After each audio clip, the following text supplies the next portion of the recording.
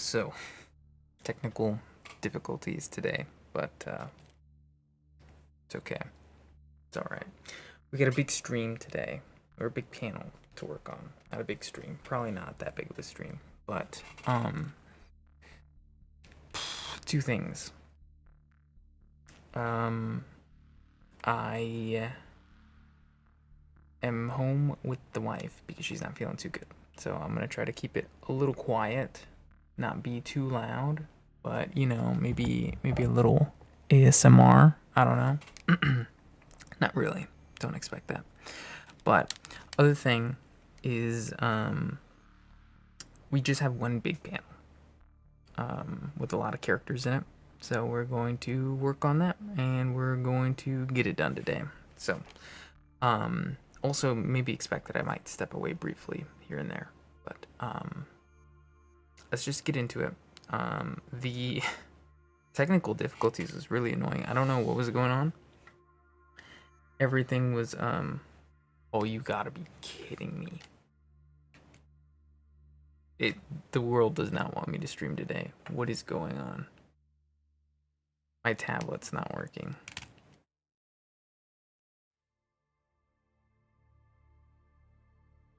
You gotta be kidding me. Let's see if I can fix it.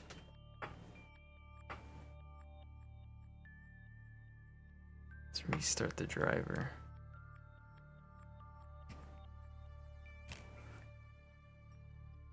This is insane. The world does not want me to stream today.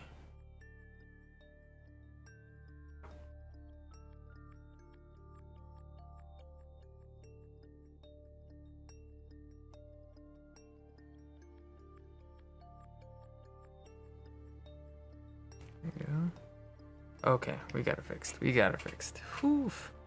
Man, I'm telling you, it was a little bit of everything. I checked everything before going live. Everything was good.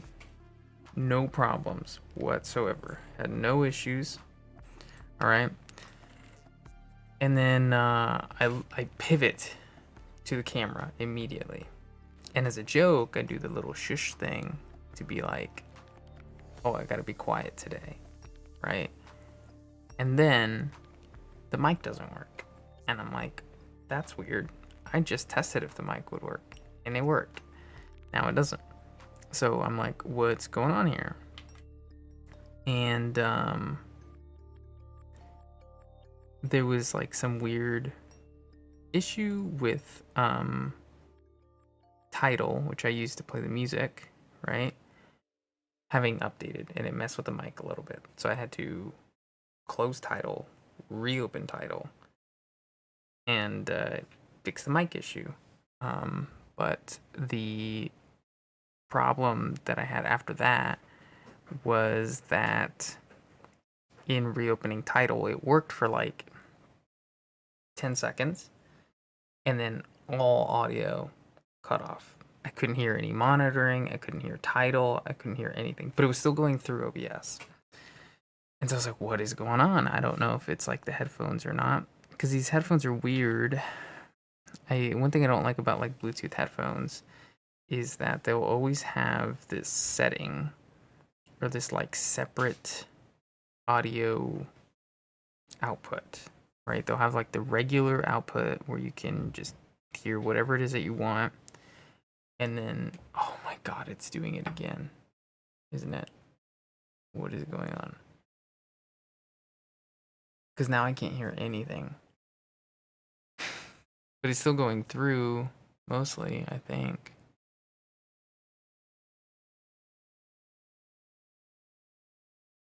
This is so weird. Yeah, like OBS really hates me right now. Nope, it's not working.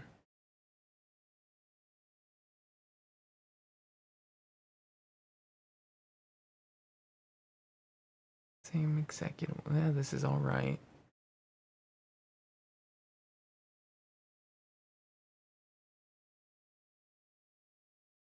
I'm gonna check the settings on Tidal again. So many things needed to be changed in order for it to like work. This is okay. It's all right.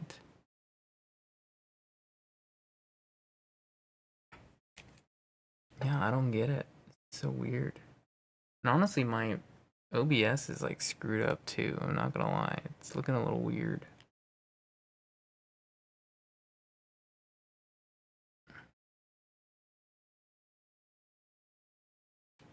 Yeah, no, it's not playing through OBS now, and now I can't hear it. And it was working just fine. Like there was no problem before. But this is the same thing that happened is they just kind of cut out. And I even like repaired my headphones and everything and like forgot them, and then I restarted the computer. It wasn't fixing the issue. Let's see. This is correct.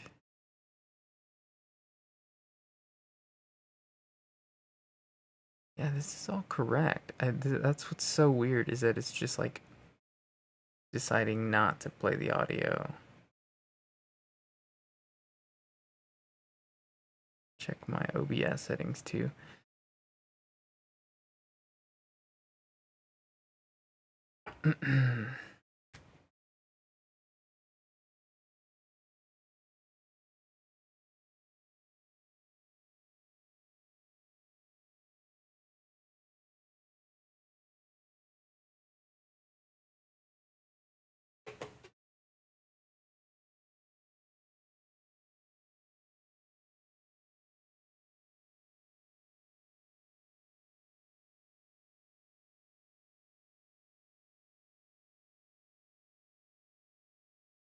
I think title might be broken a little bit. Let me try something. I'm gonna play some audio somewhere else. See if that does anything. Okay, so this now title is broken. I'm telling you, this is crazy.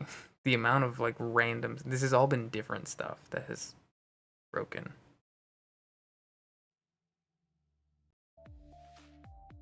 It's back.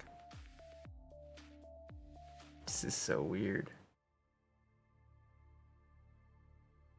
Yeah, I don't know what it is about today. Just everything's gone wrong, I guess. Okay, so like back to what I was saying was I could hear, this is a little bit too small, maybe. I could hear everything just fine. And then title like updated or something, and it needed to be restarted. So I restart it, no problem, no issues. And then like 10 seconds later, audio cuts out. And it's just, let me redo this side here. It's really confusing because it's going through OBS just fine. And so I know that you guys can hear it, but not me. So I'm like, what is going on? I can't even monitor my own self. I can't hear anything at all. Trying to think of how I want to do this part here. I don't think I need all of this.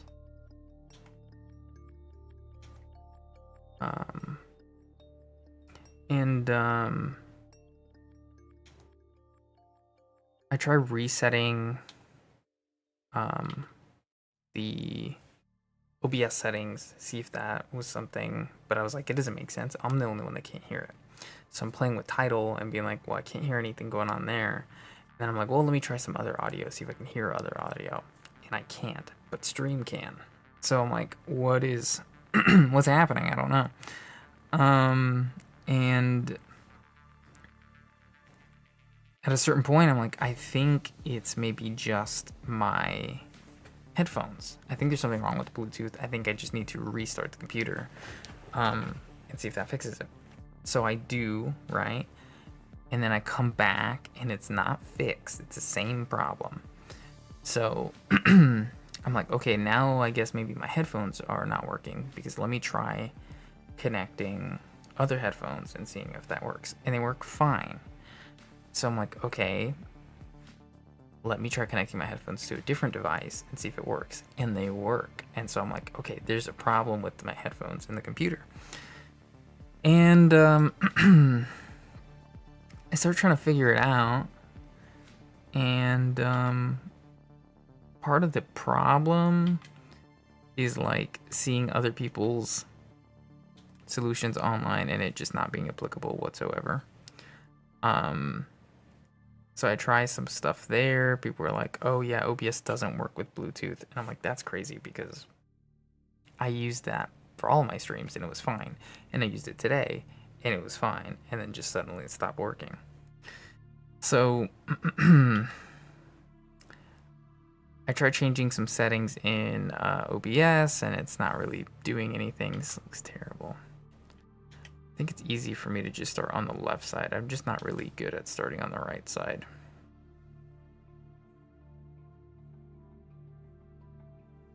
And it's not really changing anything.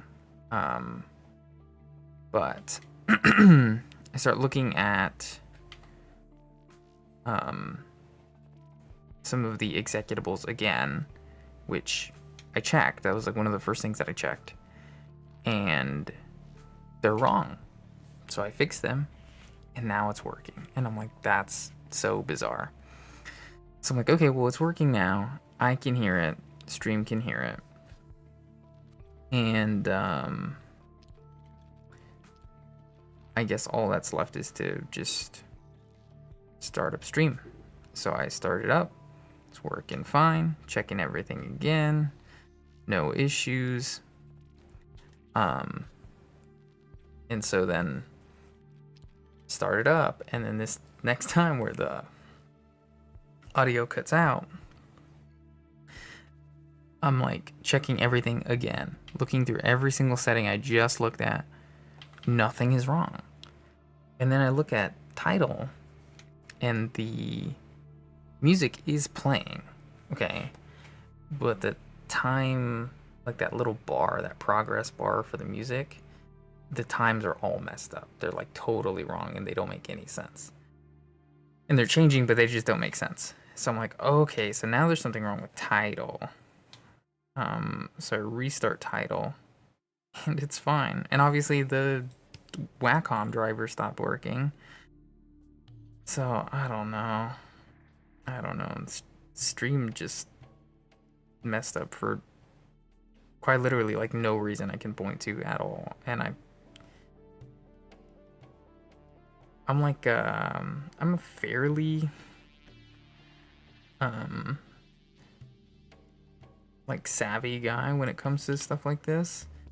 And I can kind of eventually figure out like, oh, it was this and the reason that was caused is because of this, but like all this stuff was just like random technical errors with no explanation for why it would suddenly not work, because I even tested everything right before starting. So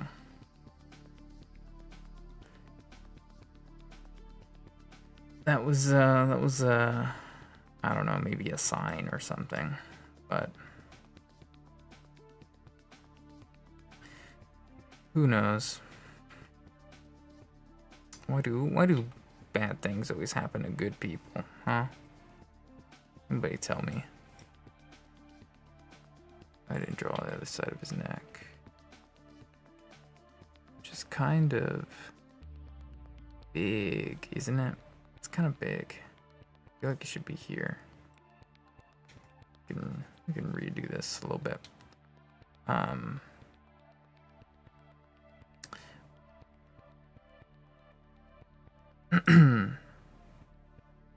So anyways, what I wanted to talk about today was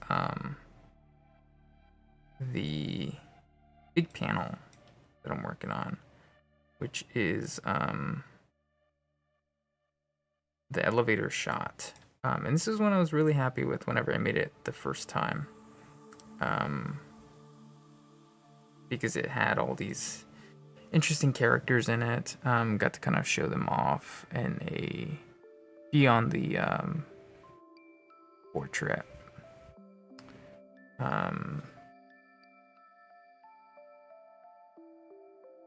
So that was cool. And if you give me one quick second, here, I'm gonna leave it here, but I will be right back.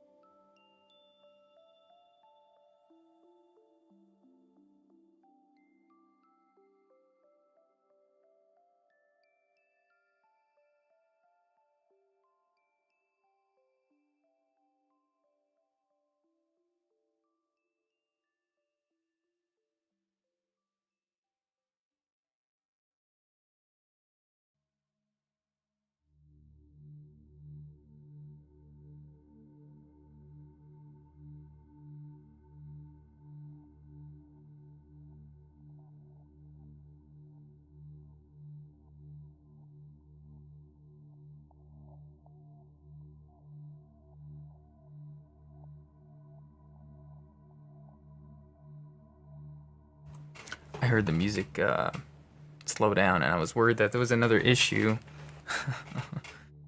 Okay, Auntie Basement is up. She was sleeping in a little bit, but she's up.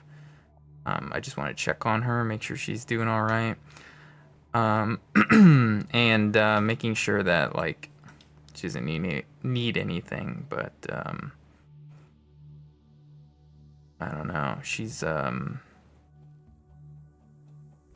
really sure what it is, but she'll probably be okay in a day or so. It's not nothing to worry about.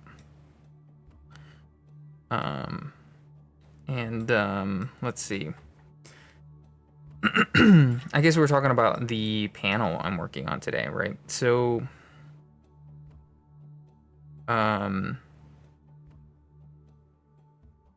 yeah, I even though I haven't remade it yet, right? And this is one of the first panels, one that is in the chapter that I would consider to be the worst, or at least like in terms of quality. It is a panel I actually hold pretty dear to my heart because of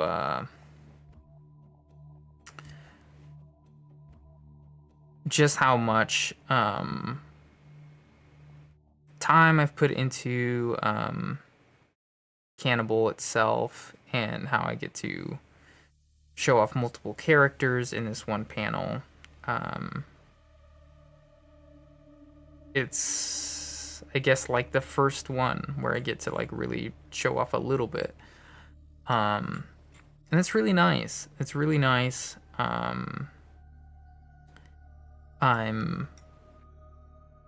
grateful even to be able to do this.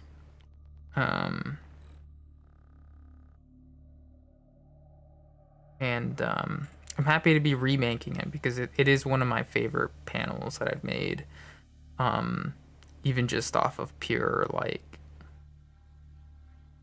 I don't know, I guess like emotional value that I have for it. Not necessarily like this is one of the most beautiful panels I've ever drawn. Like I think it is a nice one. I do think that. But I think like just the amount of what the panel means to me, I think is why I place it so highly.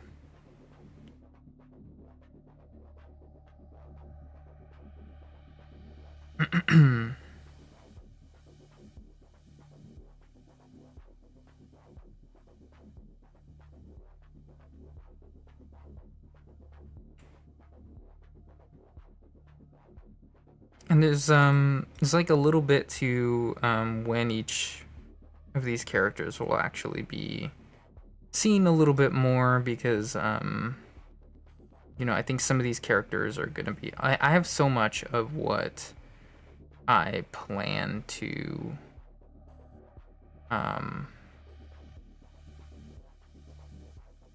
do with the story figured out already. But you know, you can only draw so much. So while a good portion of it is already written out, the released is even less so. You know, especially if I'm doing stuff like this. It technically slows me down, but it's okay. I don't really mind that. But yeah, I think like there are I won't spoil who, I guess. I won't do that. But there are characters that are gonna appear more often and be more important later on. Some that are important right at the beginning. Some that kind of persist throughout. And some that kind of show up maybe more towards the middle. And so I'm really excited to be drawing these guys. It's a fun little, you know, villain henchman cast because I really hate the idea of like villains who have like random henchmen that just kind of get thrown at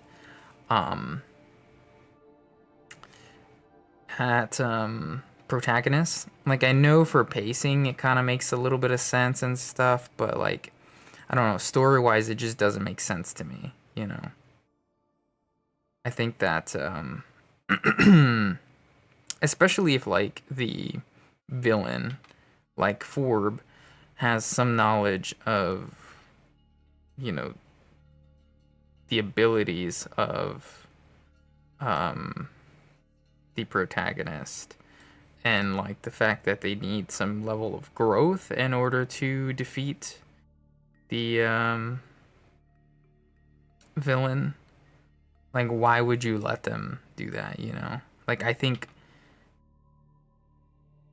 it would be pretty easy for me to write this story in a format where it's like, oh well, Ichabod just like starts by defeating the weakest henchman and then slowly works his way up to like defeating stronger and stronger henchmen, so he's eventually able to defeat Forb, right? But it's like I think Forb would be smart enough to not just like throw continuously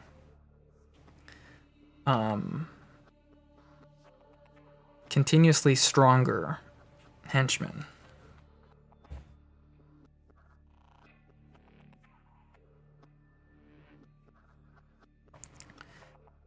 And I think like he would just be like, no, I think I would send my big guns to take care of the problem now. Well, before it, you know, gets out of hand, because like very clearly this could be a threat and I don't want it to become a threat. Like I don't want it to ever even get to that point. I'm just going to take care of it now. You know? Like I'm trying to think about things the way a CEO would, which is funny to say.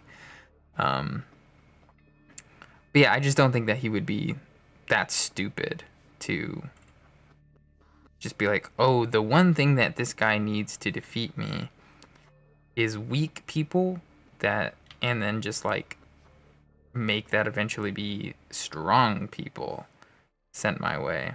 So let me do that for him. You know, it's like that would be such a stupid way to tell the story, in my opinion. I think that like that would make Ichabod so much less of an interesting character, because like then there's like really no effort put on his part in order to like properly solve this problem and like figure out what needs to be done. You know, because everything is literally handed to him by the antagonist. So that doesn't make sense to me.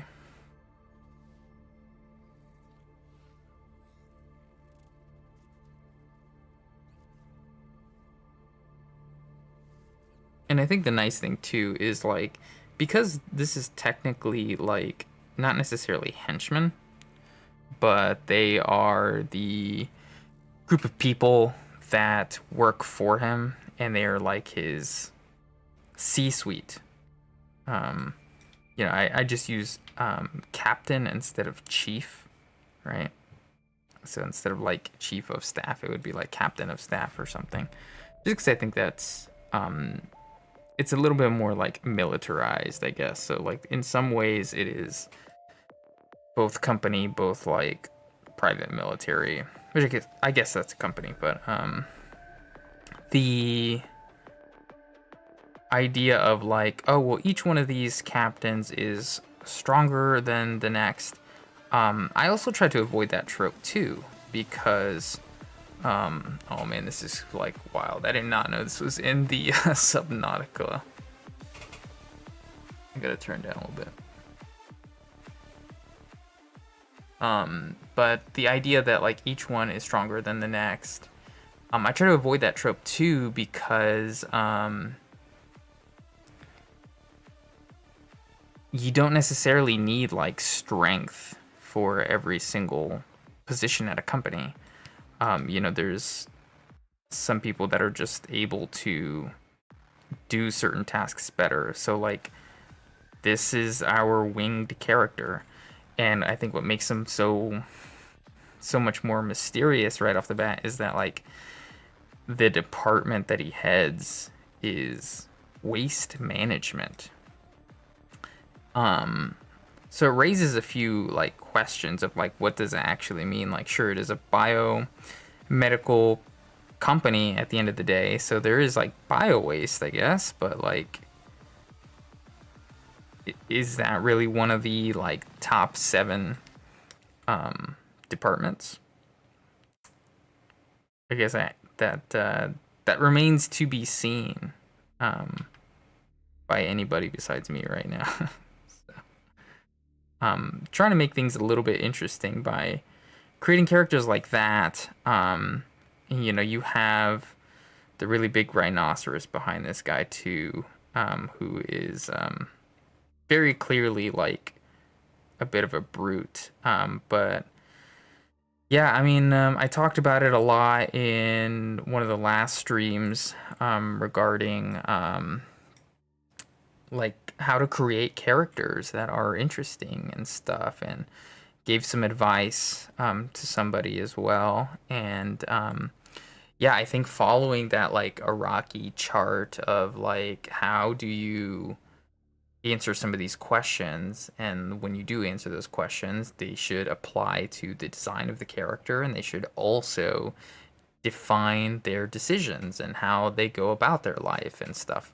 So doing some of that stuff is another way that I make some of these characters interesting, because aside from the rhino being big, you know, I wanted to attach a lot of different elements to like who he really is, not just that he's like the biggest one of the group. Like there's so much more to that character than just being the big brute. And in some ways, I mean, like I don't want to like spoil too much, But I think like you might be able to imply just by the way I'm talking that like he's not necessarily like the big brute. He's not just the big muscle, you know.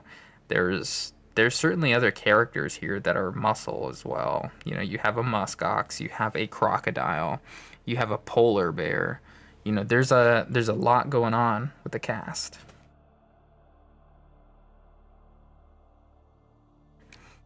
So, you know, thinking about things that way, trying to define these characters as like real living creatures, not even creatures, you know.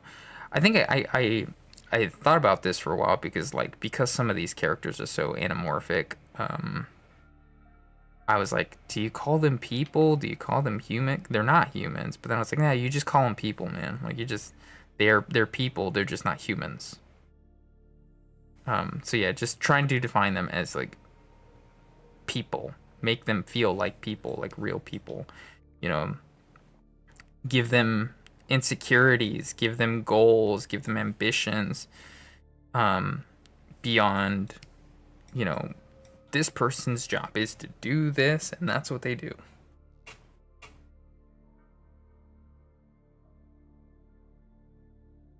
So that's something I try to put a little extra effort into um, when I started creating the storyboard for this because I wanted to make sure that like some of that stuff shined through a little bit and was I guess interesting beyond you know, being these strange little characters with some somewhat unique designs aside from the clothing, right? Which I tried to keep for the most part because it's a corporation, the same, you know, some sense of uniform, but also thinking about like, well, all these body types are pretty drastically different. You know, you have really, really big characters, you have really small characters, you have characters with really large feet, you've got characters who have really large necks, and then other characters that have different body parts like wings. And so thinking about how does the uniform reflect that a little bit, um, I try to make them feel a little bit more like let their personality shine through a little bit just that way. Um, so um, that was something I tried to do early, but this time around in remaking it, I one thing I didn't do before was like think too much about their pose. I think the main thing I was thinking about back then was like I gotta have them do slightly different, but I can't just have them all like look directly at the camera like this guy who intentionally is looking straight and that's it. But you know, I wasn't thinking too much about their pose or what they were doing. I mean, like some of the like I would say these two characters right here because they're looking directly forward, they are the most like straightforward kind of like get to the business type of characters, whereas like these three who are not even looking in that direction are a little bit more nonchalant, a little bit more like focused on their own ambitions, their own goals, not necessarily the goals of the company, and trying to use those as a means to an end rather than the end goal itself. And then you know you have two others that I won't speak on too much more because I do want some of this stuff to be like I don't know, like it's not like I have a bunch of people that watch, but I do want it to be like somewhat of a surprise, not to be like spoiled anywhere, you know. And that might be some ambitious thinking or something, but I'm okay with that. You know, it's not like I get a ton out of it by just revealing the sauce right now anyway. So, but yeah, the pose I try to really think about this time around. And then obviously because, actually I don't like this line here. Obviously because I'm recreating it, there's a bit of pressure on to like make it look better, make sure it looks better. And I still struggle sometimes with like going, does this actually look better? I don't know, and I think that's at the very least like a testament to like I really tried the first time around, and even though I think it kind of sucks a little bit, I was okay with that, and I was okay with like knowing I would have to redo it. So the fact that it is still a little bit of a challenge to make it look better, even nearly 2 years later, is I think it's nice. I think it's nice. Don't need everything to be handed to me, I guess, even if I've put in significant work to improve.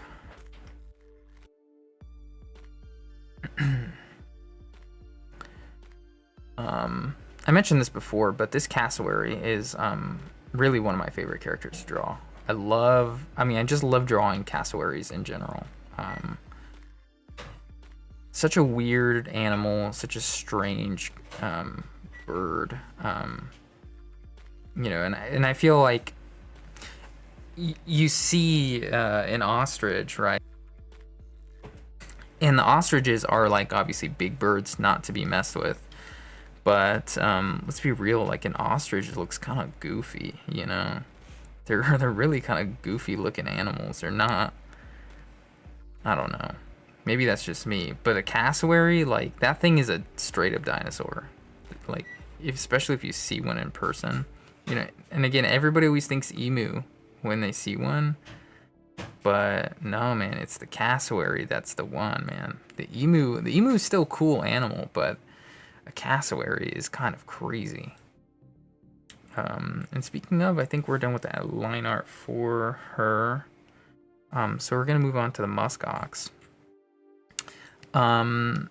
who, believe it or not, is probably the one. So there's an edit here that I'm supposed to do. I guess I gotta figure out what it is. Which I guess is maybe move the horns up a little bit on this side. I think that's what I'm trying to tell myself to do. I think I'll include that in there as well, because that's what kind of looks wrong to me a little bit, is that the horn is a little bit off.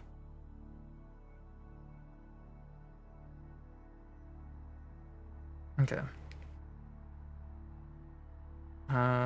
But okay, so let's just draw some basic lines here. We'll use this here just to kind of do a basic frame of like where everything should kind of go.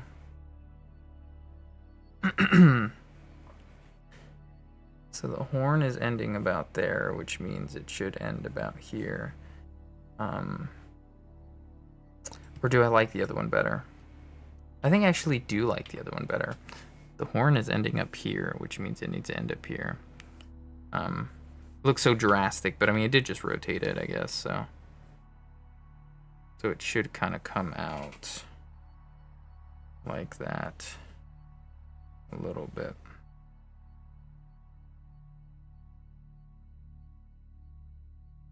And then end like somewhere around here. All right.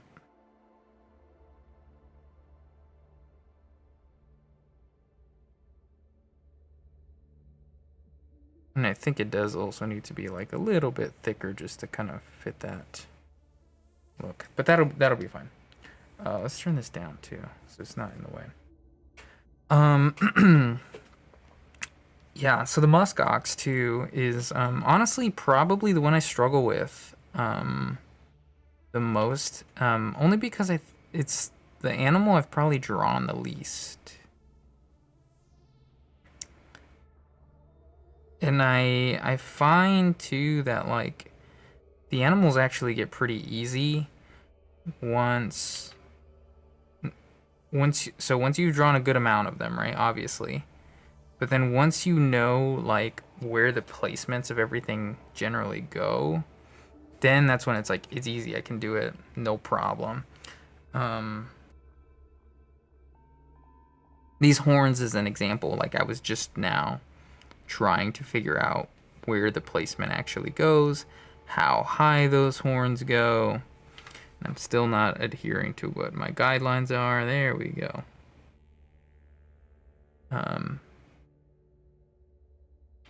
But that's when it starts getting pretty easy to draw them, I think, is like once you've got the gist there, then it's no big deal.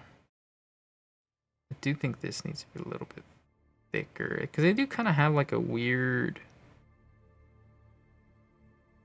Oh, I'm not paying attention. They do have like a weird flat part in the middle of their head a little bit. Real muskoxes have that. I think this needs to like kind of thin out a little bit sooner. So I'm trying to make sure I like respect that a little bit. Actually erase a little more here.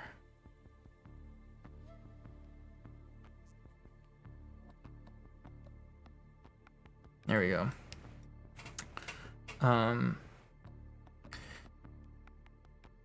Yeah, I can't emphasize enough too, just like it's real important to study these animals if you're gonna be doing something like this or like a Beast Stars or something like that. Like you really gotta know these animals pretty well. And I think the muskox for me is the one I've definitely not put enough time into. Although I don't think he looks too bad, but the truth is like I feature the cassowary a few times, I feature him a few times, I feature him a few times, and the rhinoceros. And out of all of them, these are the 3 that I've drawn, or the 4 that I've drawn the most. Specifically these 2. And I guess the cassowary a lot, but the cassowary is not going to be story-wise shown too much early on. But when I decide to draw a character for this first part, I went for those because those are the ones that, I know they're more important in the beginning, mostly, but I know that I can confidently draw them better than the muskox, better than the polar bear, and better than the vulture. So, or I guess the condor. I don't know if there's actually a difference between a condor and a vulture.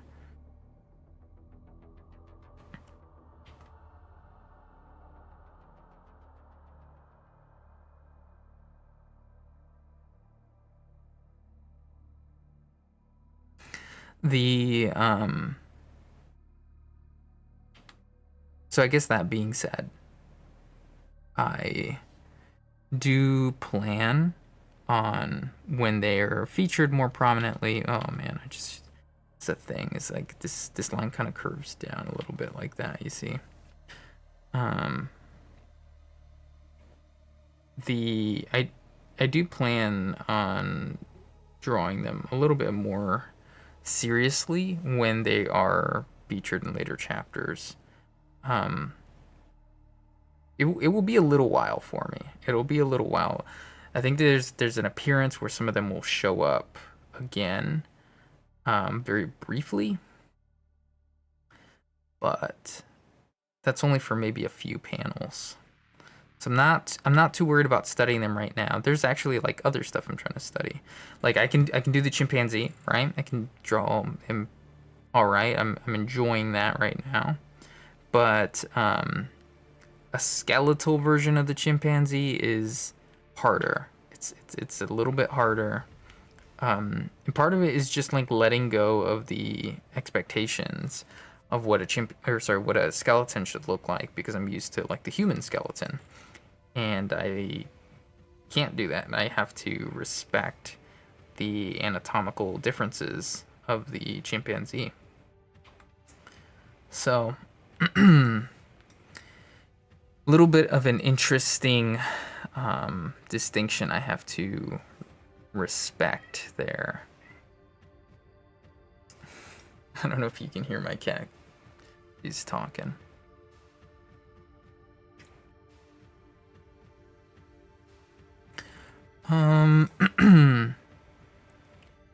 But that's not to say I didn't study these guys before.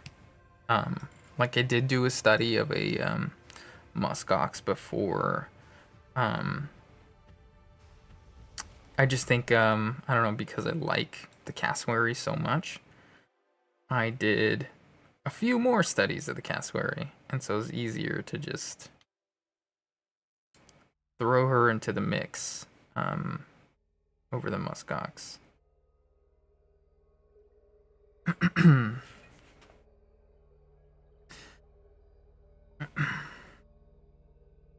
And if at all you're wondering why these animals, it's an interesting set of animals. This really doesn't have anything to do with anything, actually. But back when this was first kind of becoming a thing, there was a lot of like lore building sessions I had with some of the friends that helped me kind of refine some of this and like create this idea of this story. And we kind of talked about like the hierarchy of Zulam, which is where these characters live. Does that make sense? I feel like it needs to be smaller, right? Yeah. And part of what we talked about is like, oh, what if like the oldest animals in the history of the earth are the ones at the highest like hierarchical class. So I went through and kind of picked like what are the oldest animals in the world, like what animals have been around the longest. And so some of these were selections based off of that. Like I think the cassowary is one of those, the crocodile is one of those, the muskox is also one of those. And I don't think any one of these are like fairly young new animals or something. They've all been around, you know, but in the end I didn't really go for that like older animals have higher like class status. So really there at the end of it there was no real reason to pick some of these, but I had already made those decisions before, and I figured I would just stick with them because I liked this set of like animals. It was a really diverse set, a good amount to pick from, and I think there was some interesting dynamics already coming to fruition as a result of picking them. Like one of my favorite dynamics is these two, which you see at the beginning. You know, this guy's so overly cocky, and this is kind of like the seasoned, trained professional. You'll get to see a little bit more of them in chapter 10, which is the one I haven't started working on. That is the one I have not started working on. So it's just something that I know they're gonna be there. I know they're gonna be there. It takes about 10 chapters for you to kind of see the full cycle, because at the very beginning, you know, you're dealing with these guys, and then suddenly, you know, after the end of this, or I guess like towards the end of this chapter, you're suddenly with the main character. You're suddenly with Ichabod, and it doesn't totally, I mean, you know, there's certainly hints of like why they are going to be after Ichabod. I mean, it's told to you, but it's, you're not entirely sure how these specific characters are going to connect to Ichabod's story. And I kind of like that because like I get to introduce a lot of them. I get to introduce them early enough that you get to understand that they're going to be important and that they're not, you know, they're a part of an organization that's not to be messed with. Um, and, you know, our friend Ichabod has messed with that organization a little bit. Just a little bit. Arguably, they messed with him first, you know. And I respect a member of the working class to defend themselves.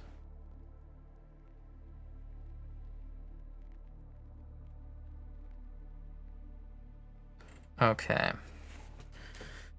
I think that's about about it for him. Do need to like make a little bit of a distinction here.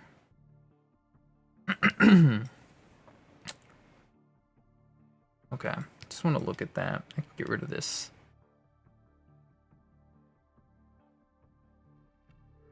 And then we can move on to the crocodile, who is simultaneously one of my favorites and least favorites to draw. And favorite because I love doing the line art for this guy. He's such an interesting little character.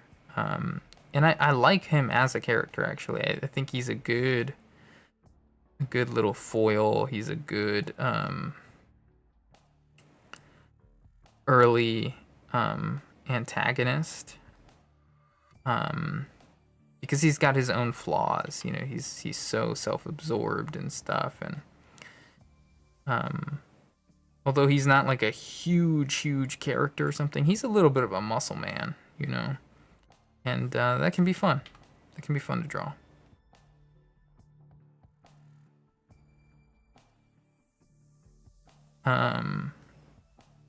And I don't like drawing him because I went so hard on doing these like scales every single time. Which is a simplified version of like the scales that a crocodile would have, but it still means that there's a lot. So he's he's a little bit of a challenge sometimes. He's a little bit of a challenge. And I drew this wrong because he's not gonna wear his tie like this. He's gonna wear it like this.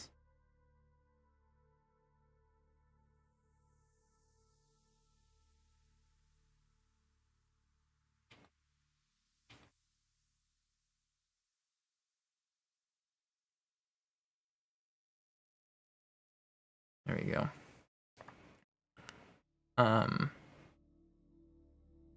But yeah, and then the fact that he likes to take his shirt off too is like he hates the suit so much, you know? So it's like the fact that he would act on that in a fight also makes it harder to draw because it's not just his face and his hands or his feet, you know? It's like I've had to do his whole chest. And that takes a long time when he is like the center of attention. And he's a type of beast to like to be the center of attention, man. So that's how it goes. That's how it goes. My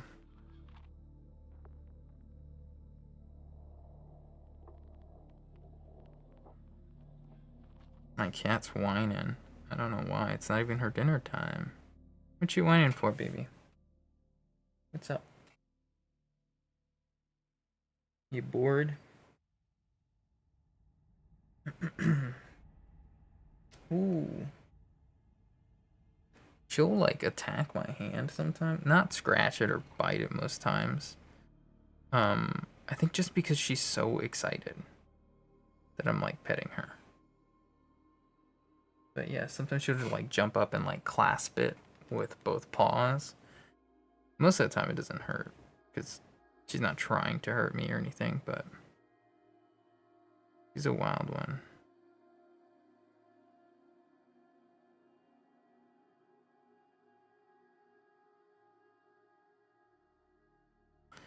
for some of the art markets, I've had an idea to like make a little sticker out of her, because she loves laying like belly side up, and I don't know, the vet thinks that she's a little bit stressed, um, and so she's lost some of her belly hair. So her belly is just like really pink. So just kind of funny. I don't know. She's okay. She's all right. She's doing all right. She's on probiotics to help her stress. I think maybe it's like a digestion stress issue. Maybe she's not able to digest her food very well or something, or her tummy's just not feeling too good. I don't know. I mean, otherwise she seems fine. She doesn't behave stressed or anything, so I don't know. And it doesn't look like she's losing hair because of a rash or some kind of anything like that, or that she's picking at it. Like, it's just that she's lost hair. But it's not her picking at it or anything, or scratching or nothing like that. Who knows? She's got a cushy life. She's got a cushy life here. So, first world problems. Am I right? Am I right? I gotta appeal to a millennial audience. Apparently, a good portion of my audience is above the age of 25, but under the age of 34. It's like that's where the majority lies, I guess. But there's a little bit of people everywhere. And I guess it's not technically a majority. I'm not gonna do this. Sorry. We don't get the drop. We don't get to hear the drop of that one. I finally kind of caved to YouTube's demands, I guess, of like not playing copyrighted music. So I've been doing the OSTs, but like another one of the things that was going wrong when the stream was starting is like now that everything got fixed, for some reason like my control panel in OBS is just like not working. It's just not working. So like if YouTube takes down the stream, I just won't know. I just like won't have any idea. So I had to like pull it up on my phone just to be like, oh, did it go down? No? Okay. I can just kind of look on my phone to see if it's gone down or something. I'm just gonna do this. Keep it simple. And I don't think it would go up like that, would it? I think it's like actually maybe too long of a foot. Just a bit. Yeah. There you go. Is that all of him for now? I think it is. Although, like, I haven't really drawn any belt buckles.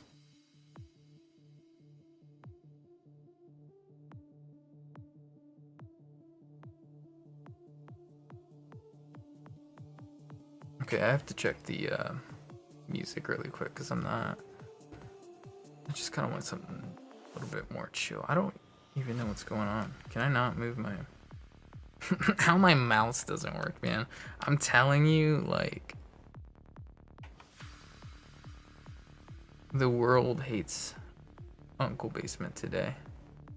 Okay. Are we like in, You know, I also had another one. We could try, the Bloodborne one. Let's do that. Let's do that. I think we might want to turn this one up a tiny bit in comparison. Okay, he's got a belt buckle. Who else might need one? I think you might want one. just barely.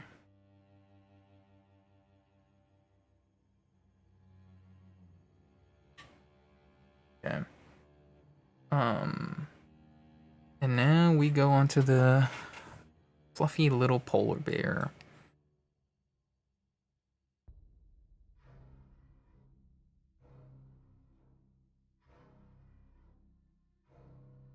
Oh yeah. This is polar bear music right here. This is what you hear when you see a polar bear looking at you.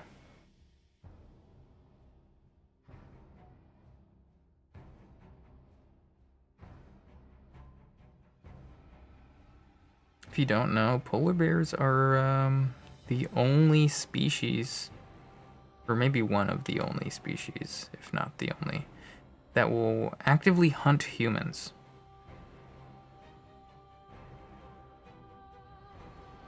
So yeah, it's over if you see a polar bear out in the wild. Sorry.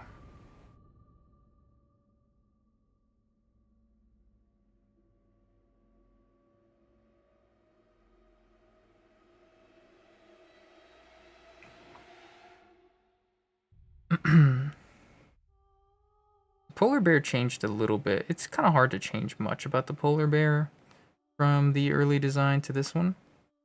It did change a little bit just in terms of like how she's drawn. Because they didn't want to get rid of like the scar or the blood stains, but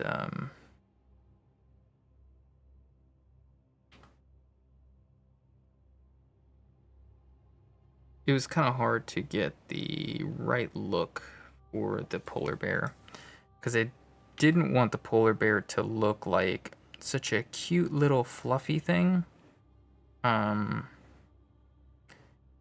But it's also like entirely a white furred creature, so it's really hard to do that much in terms of like texturing it to be a little bit different. You know, it's like we want to be careful not to do too much. But I liked doing this stuff for the eye here, where I just kind of do like a little thing like that. It kind of looks alien-like in some ways, but then when you like zoom out, it makes sense. It makes sense. Although I didn't make this eye match though. And the other thing too is I wanted it to be fairly clear that it's a female polar bear.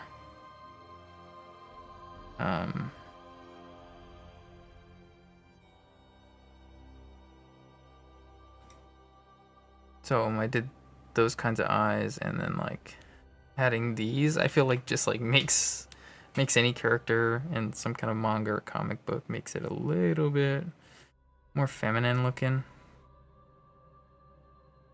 I think that's a Japanese thing, but I don't know. I just saw people doing it and I was like, you know, it works. It works. Don't question it. It just works. And it takes like not really much effort at all. So solves my problem.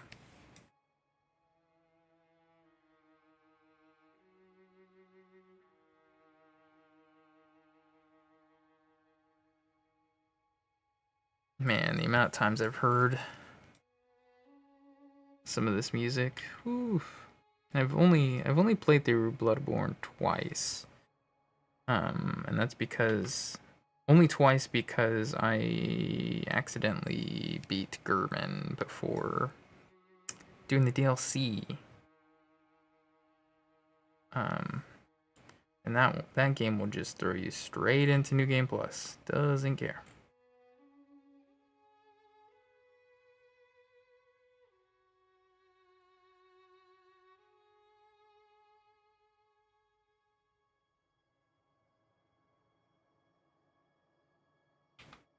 So that's way too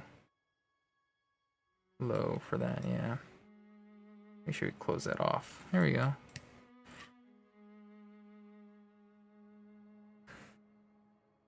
Is that everything for? No, the nose. I gotta get the nose here.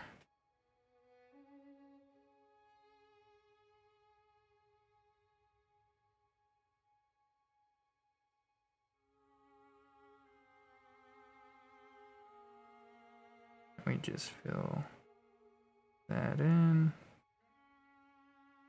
Cool. Oh, I guess there's parts down here too.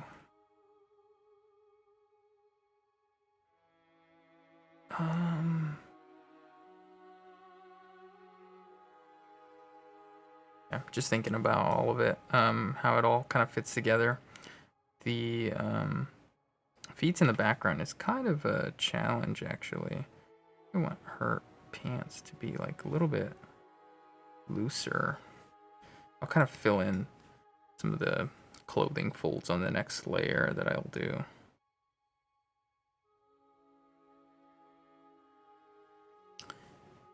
It's just a little tough to like get all the right details in when there's so many characters one in front of the other. And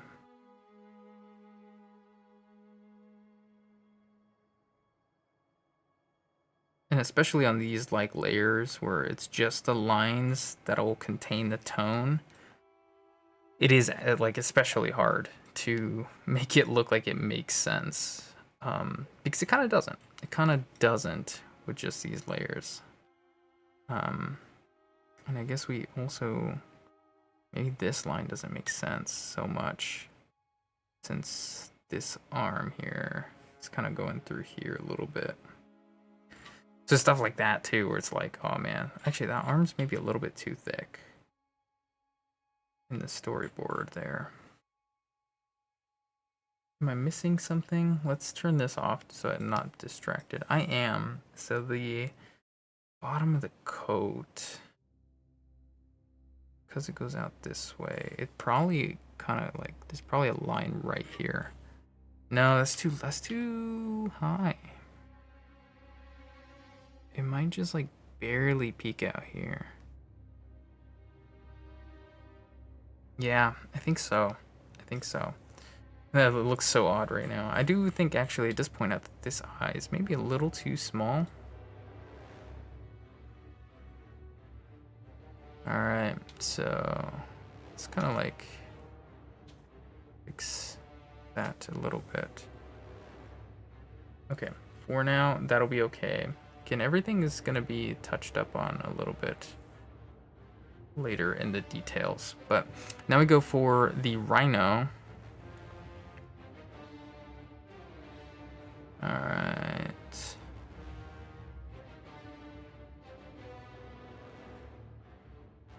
We can be like a little bit more detail focused on some of these compared to the other panels, because we are trying to like show them off a little bit, you know, so once we get to those, it'll be pretty good. I think I need to turn this down a little bit maybe, huh? For stream at least. Yeah.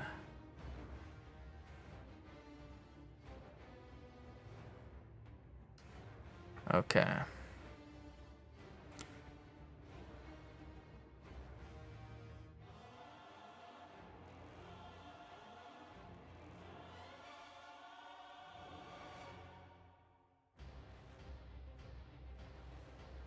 Here we go.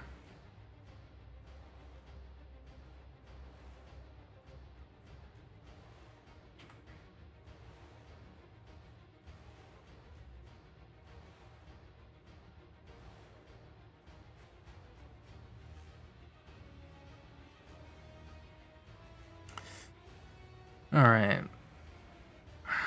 I mention this every time, but I love the little Shrek ears on the rhino, which is essentially what they have, man. They essentially have little Shrek ears.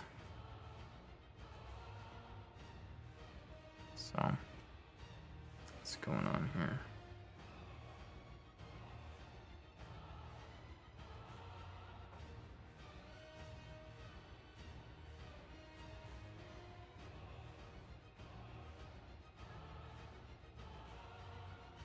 Was planning to do a little bit of a longer stream today because although this is a big panel with a lot of detail, I actually don't think it would take too much time.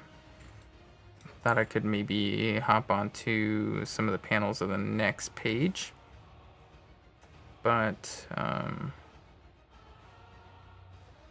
yeah, I don't really want to do that today now that the wife is sick. Not feeling too good. I'd rather, I think, just be a little attentive and at the ready, you know. Even it doesn't seem like it's too big of an issue or too big of a deal, but I still wanna be present, available, you know. All those words that the liberal remote jobs tell you they want. You know the deal. Oh man, I didn't realize I never even drew the rest of the arm. I'll get to that. I'll get to it. It's all good.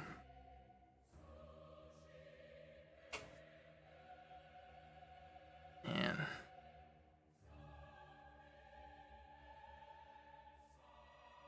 All right. Oops.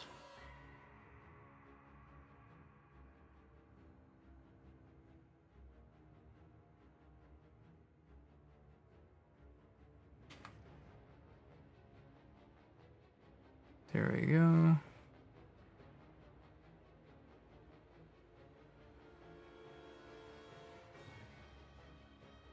I think whenever I was making this before in the storyboard phase, I was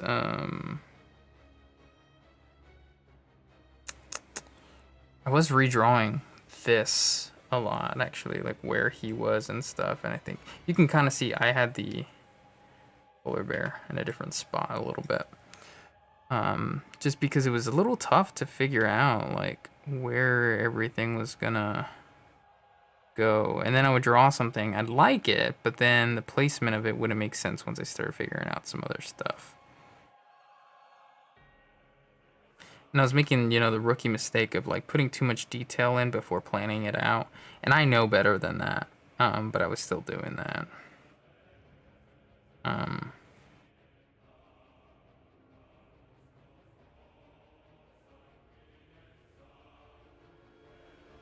Oops. No, okay, well let's just erase this. That's all I needed to do.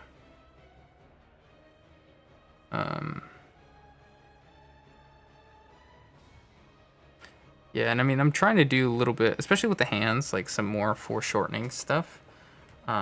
So it is like a little bit tough to do that freehand. So sometimes I have to like try again, restart a little bit.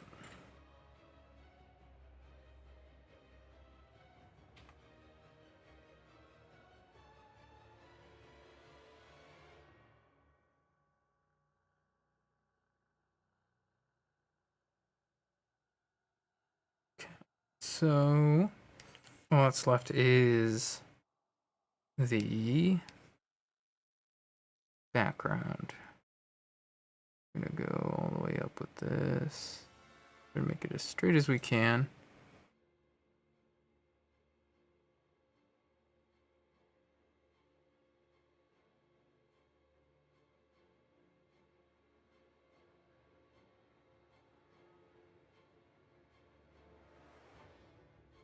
Okay, cool. I think it's actually perfectly straight, so cool. Not a whole lot that I gotta do for the background. I don't even know why I actually brought it down that far. None of that needed to exist. Would have made my life a little easier. Maybe the Bloodborne track is not the move. It's so tough to find something that works, you know?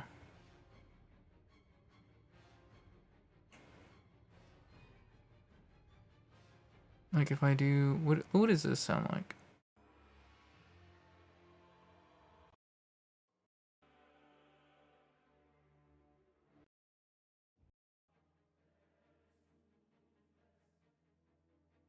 Yeah, I think maybe we just go back to the Subnautica, right? I think it makes the most sense. Let's go like this.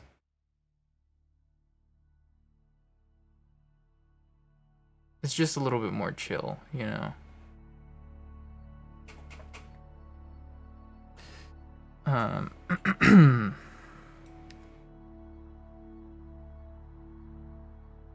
I think also I'm gonna do this really quick. Make my life a little easier.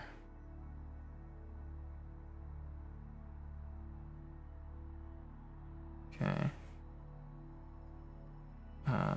I guess actually let me just do that. And then we can do this.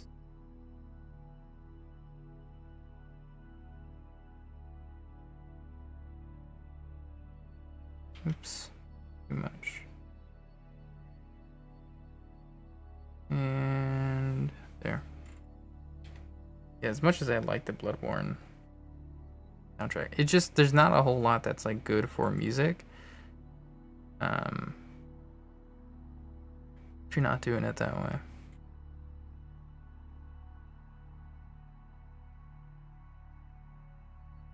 Hold on. Turn this off. It's definitely not like centered, right? It's definitely not.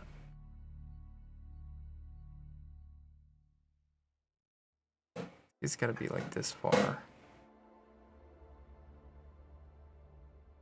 And this has to move just a tiny bit.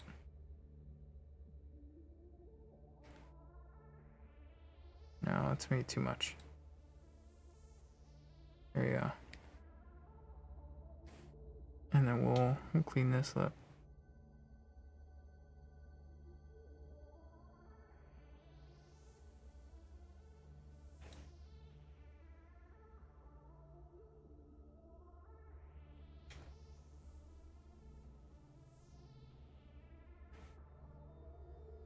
Okay, this one's fairly easy. There we go, easy. Oh, and you know what else? He has a foot down here. I gotta make sure I draw.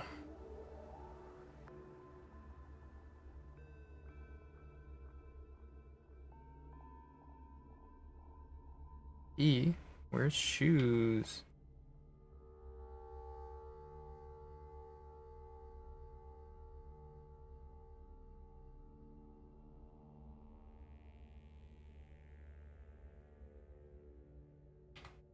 Maybe I gotta draw this a little bit higher up.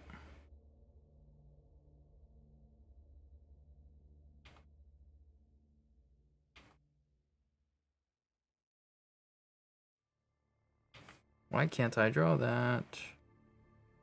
There we go.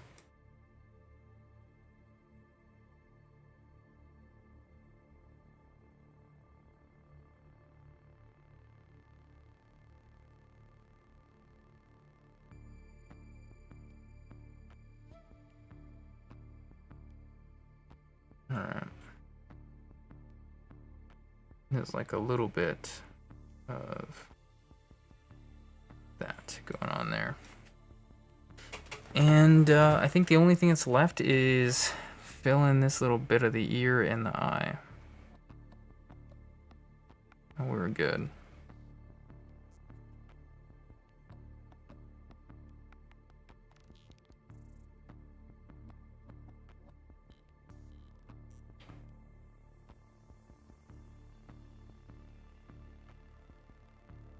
Yeah, we're good there.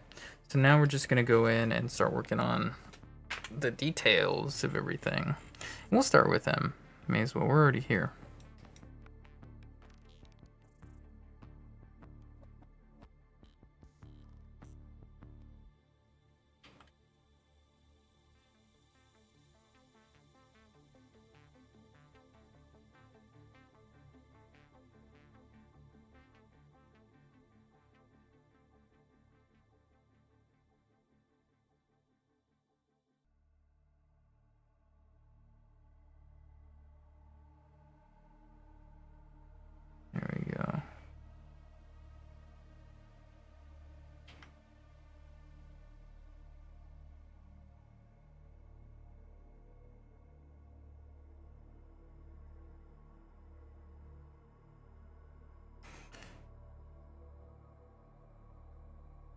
This is definitely my favorite part of the whole drawing process, is just these little details.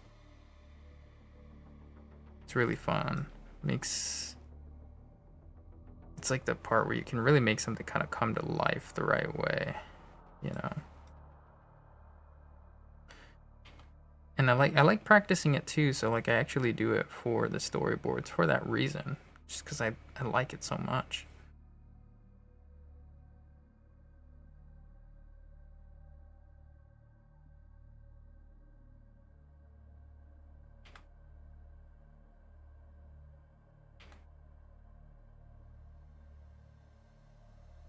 Yeah, and just like concentrating on stuff like this is so feels good.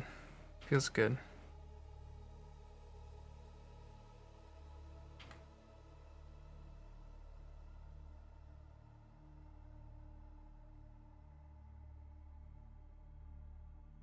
All right. Get the nose in there a little bit.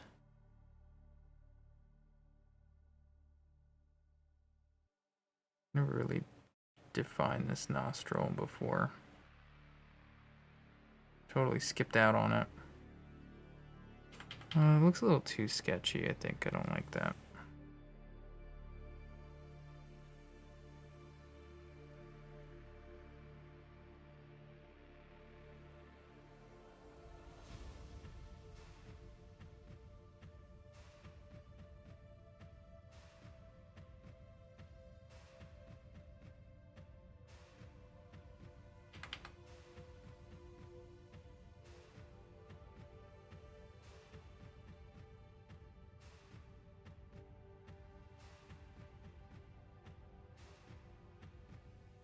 I like that he's kind of like rhinoceroses in general.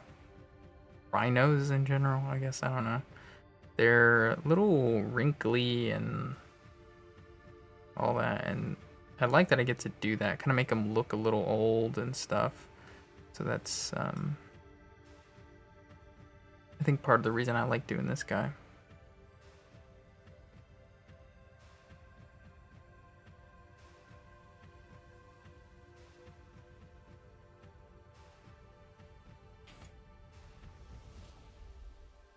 Yeah, just a fun character in general to draw.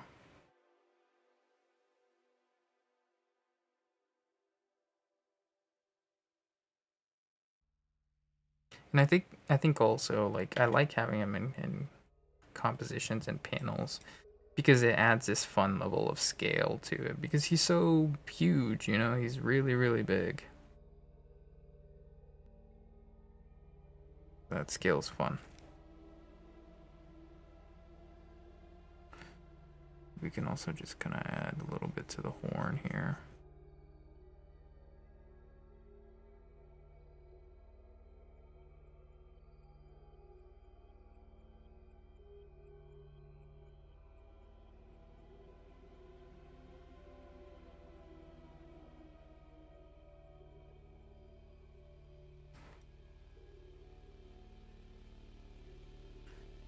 Let's see what it looks like without all that. Okay, I think I like some of this here. I think I want a little bit more there. It sounded kind of like scary music. I need something that's like a little bit more music rather than like soundscape, you know?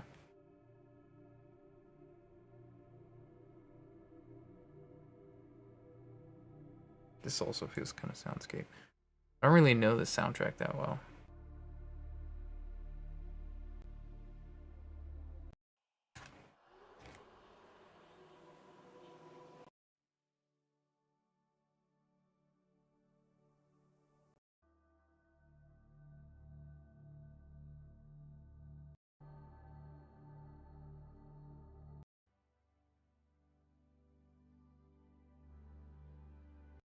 Let's go with that.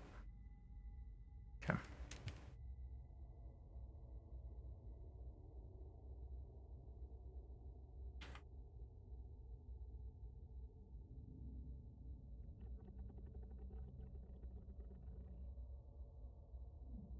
Alrighty.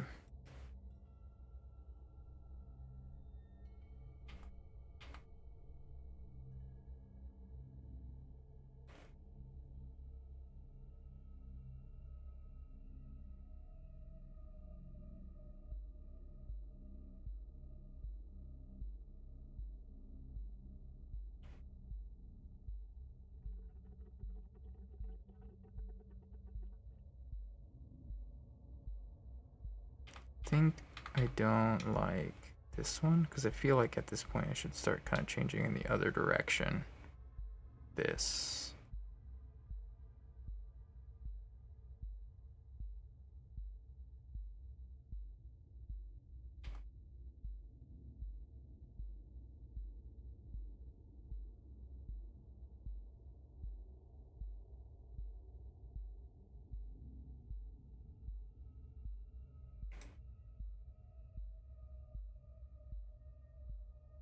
Give him some nails here and some details on the fingers.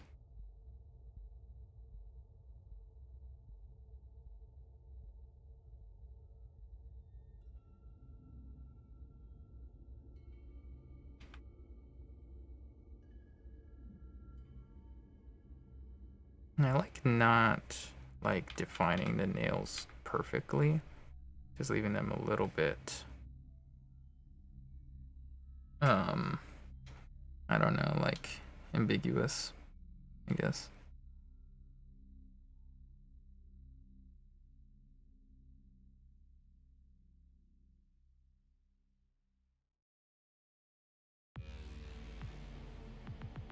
Oh, vibe switch right there. Holy. I'll take it for now, man. I'll take it because just realized I didn't close off this line here. Everything's been so soundscapey, you know. Kind of want something a little bit different.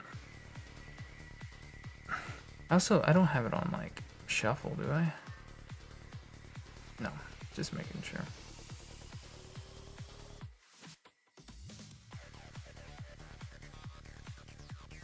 I'm just gonna turn it down for myself a little bit, and I guess for stream as well. It's a bit up there.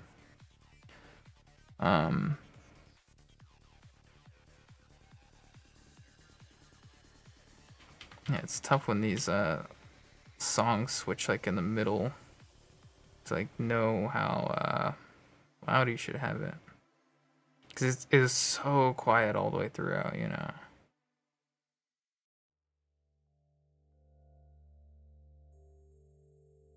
Can I turn this off? Okay, I gotta like take that off. There you go. Alright.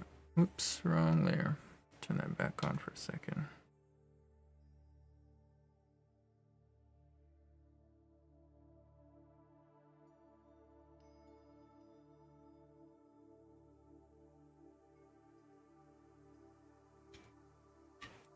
Okay.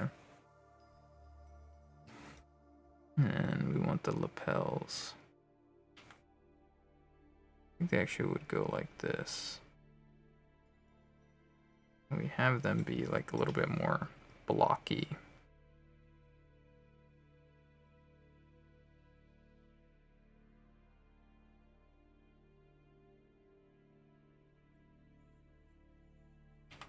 That line's kind of messed up, huh? That'll be okay for me.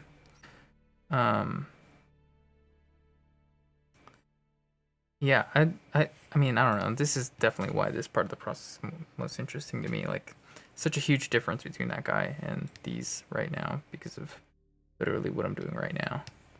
So I really enjoy that detail section so much more. You kind of just gotta trust the process when it comes to the first half, because it just looks kind of hideous in the first half because it's just the outlines and stuff. So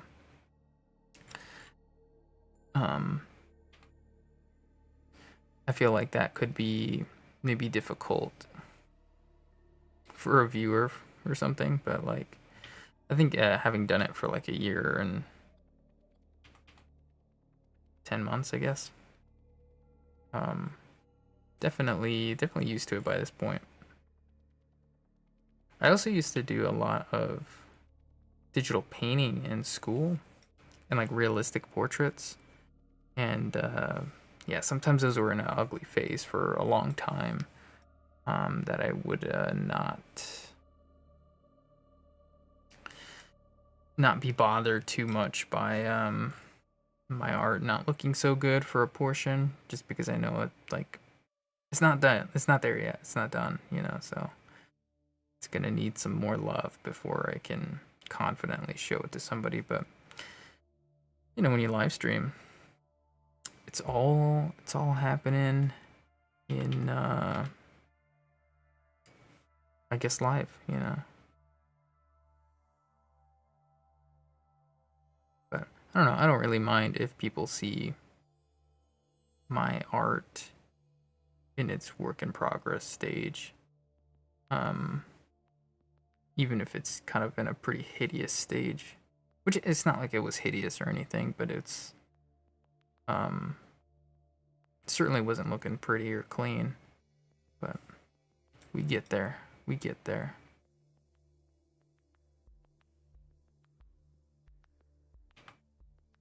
A little bit.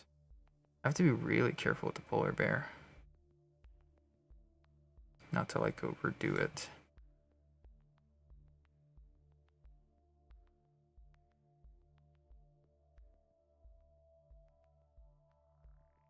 Cause yeah, like because it's supposed to look really white, I can't add so much detail that like it might start to look dirty, even if there's no tone to like tell you that it's a different color.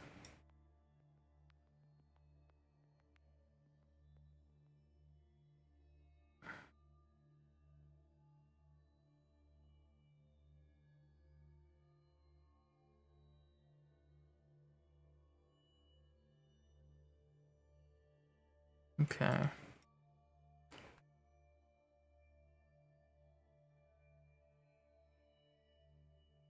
think there's like little bits of scuff marks I need to kind of add in here.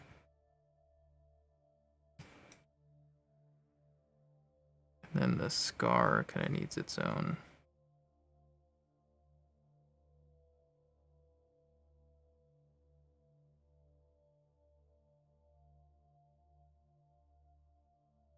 I think that's also what's interesting about doing these animals, like things like scars. You know, this is true for humans, but like scars don't grow back hair or, you know, things like that. I think even skin, technically, it just kind of grafts itself a little bit. And that's something to make these like characters with fur stand out a little bit, is that those spots won't have fur, so it makes them look a little different. I think some of this needs to kind of like be a part of it. Integrate the texture on the outside, a little bit on the inside as well.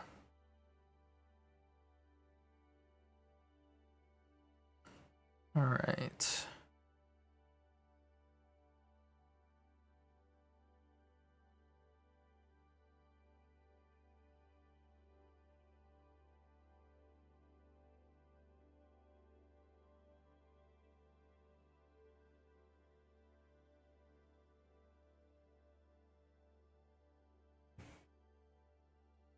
And we want that one to match, so we can't actually follow the storyboard here, because it would be wrong.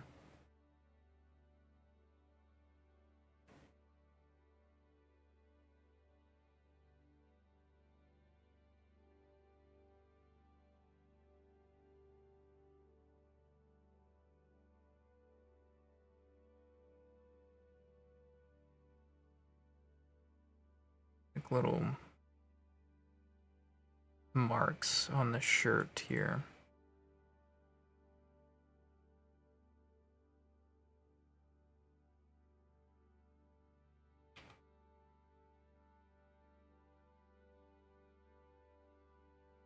Okay. It's a little interesting to texture this shirt the way I want it to. I'm trying to make sure that the chest is kind of like accurately defined a little bit, which I didn't do in the storyboard. Yeah, I feel like this is too much right here. feel like it just needs to kind of like be subtle. The less you do, you know, the more it'll kind of look the way you want it to. I think this is also too much right here. Want it to be a little bit in shadow. Okay.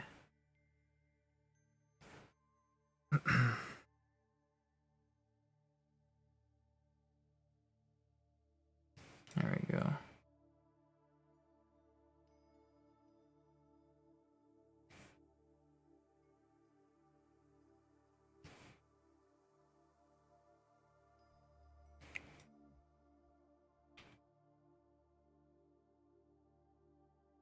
Guess that needs to go here. No, wait, that's the wrong. Here. Can I check something? Okay, just making sure. Or let's check the feet too. This one. Okay, we're good. We're good. I'm just making sure I drew stuff on the right layer. At least make that mistake. Okay.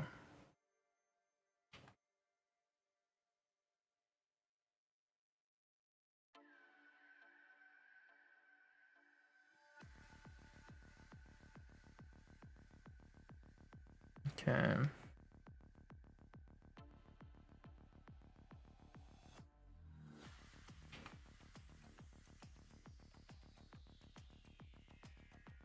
We'll just fill those two in.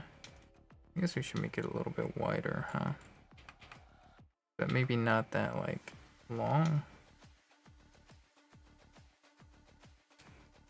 Yeah, this, I need a better, what's it called? Music, I guess. I don't know. I just can't, I can't do, oh, I didn't do that for this guy either. Let's do that. I can't do what I want because the police are called and, you know, YouTube hates me. Specifically me, nobody else. They only have a problem with me. That's...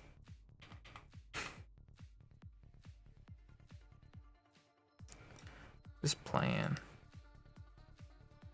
Alright.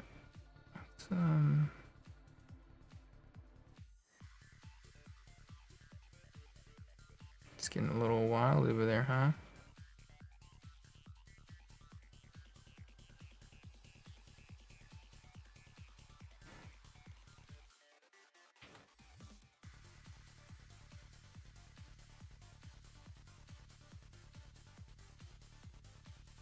There we go. It makes it look a little bit more bearish, I guess. I don't know. Add the claw in there.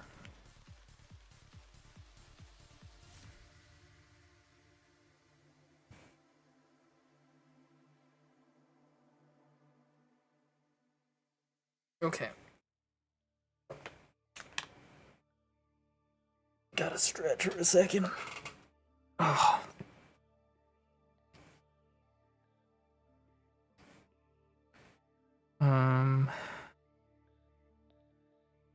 Guess let's move on to crocodile.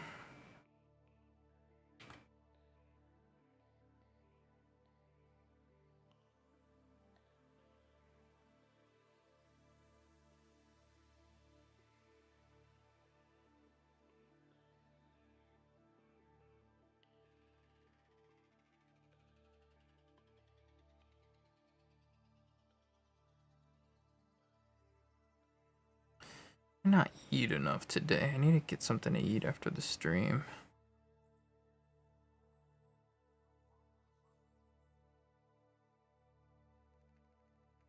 Do people watch people stream, like, eating?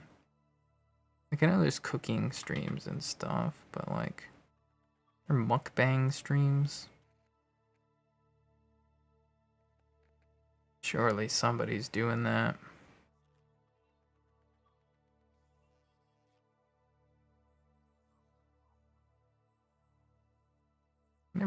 understood those. The mukbang videos.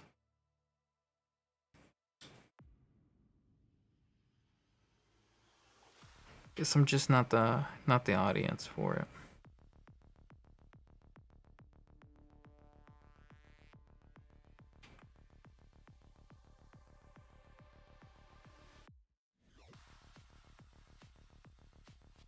I'm also just like not that big of a foodie.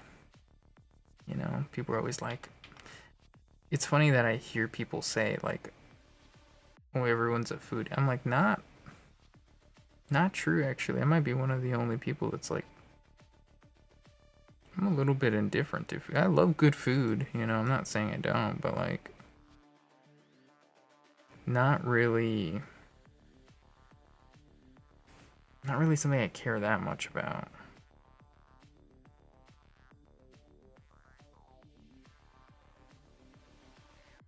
I'm probably making some kimchi fried rice today, though. As long as Auntie Basement's still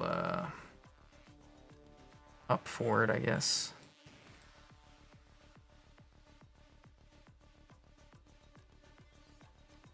I'll leave his a little bit more ambitious on the lapels. Or not ambitious, ambiguous, I mean. Ambiguous. Ambitious lapels, man. It's probably like some suit tailoring place that's probably not that good. I don't know. Just doesn't sound very interesting to me. Oh man. I feel like I should turn this down a little bit, you know? I'm already down here talking, so I may as well. We don't gotta hide from stream, I guess, you know. Although it's not like the most flattering that I look at it and stuff, but it's okay. I don't care. It's what I'm doing, you know. It's what I'm doing. Okay. So he also has like thumbnails, kind of. Oh, ooh. Ooh, that's rough. Ooh, that's rough. This guy know what he's doing? Yeah, I promise he does. I promise he does. Although I could just not be lazy and turn that off, huh? Whoa. Okay. Apparently that's illegal to do. I'll just fill in those. Okay.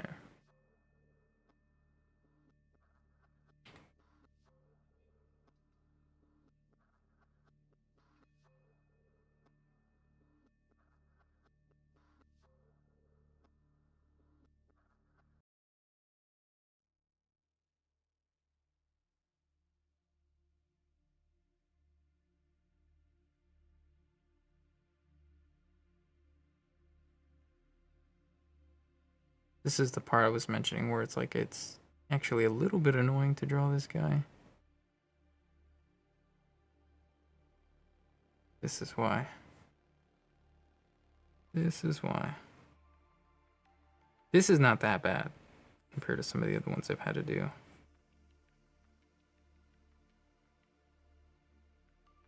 And I guess I don't have to be that like dedicated to it all, but I don't know. I like to be, I guess, you know. So it's okay. Guy who complains because he made his own hell. Is that something?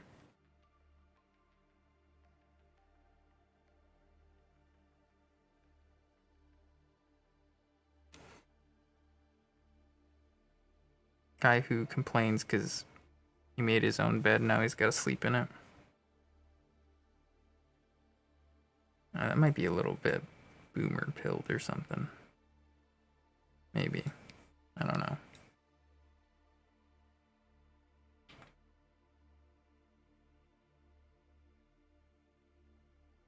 That's what they say, right?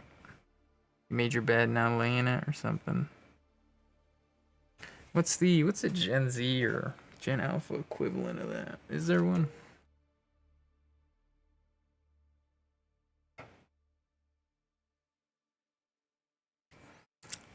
He fucked around and found out. That's probably it, man, right?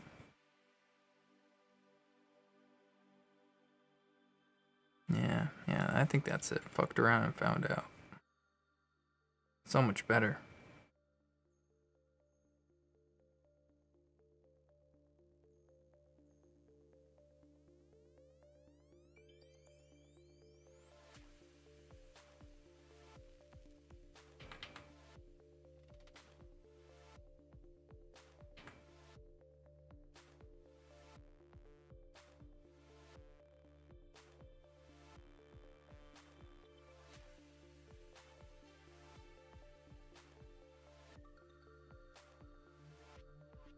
This one definitely played a lot while I was playing. I do like this game a lot. I'm just not that familiar with the soundtrack itself. I don't remember it kind of like breaking into some crazy EDM all the time, but apparently I didn't know it that well, which is exactly what I said. I don't know it that well. So what's this guy yapping about? This guy just never stops. He never stops talking, this guy. Let's just get all of the oops, all of the ties right now.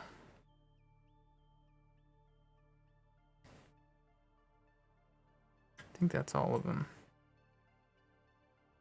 Okay. Where's the loot? Oh no, I'm on the layer. I'm dumb. I'm dumb.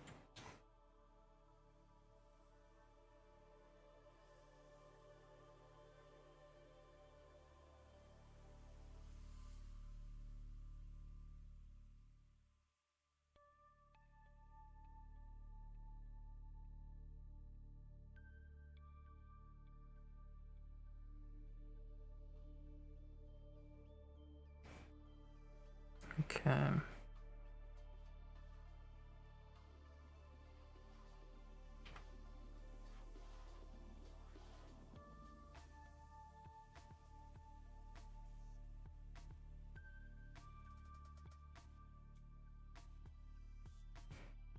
Like getting these lines that kind of give you an idea of what the volume looks like. Should have done some more over here too, I think.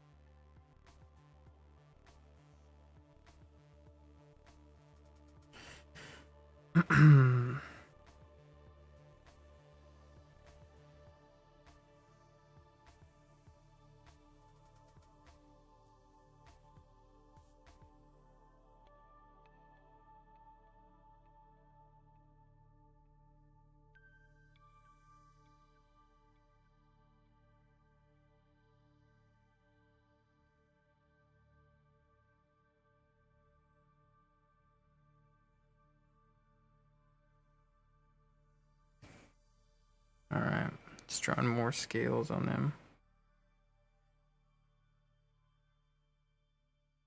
Should be mostly done with him.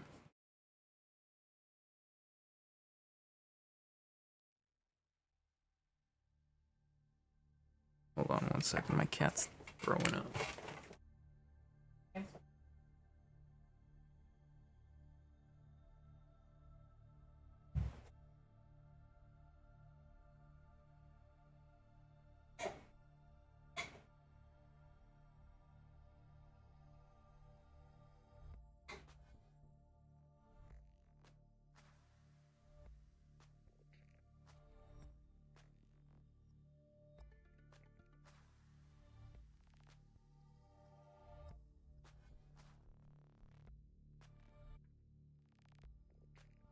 She's good. She's good. She's alright.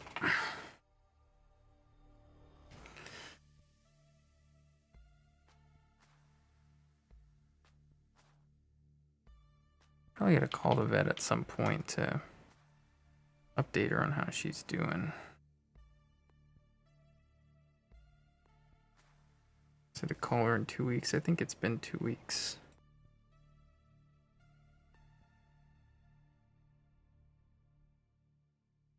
I think you need like more kind of detail throughout here.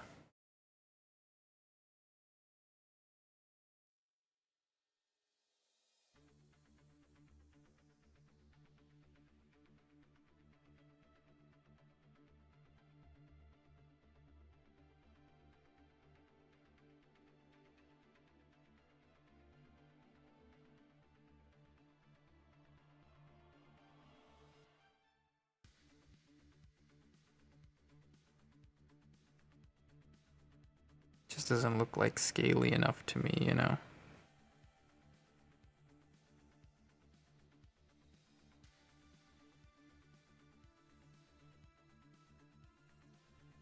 Let's see. That's better. That's better. I think it needs a little bit more over here. It's funny what just like a few lines will do.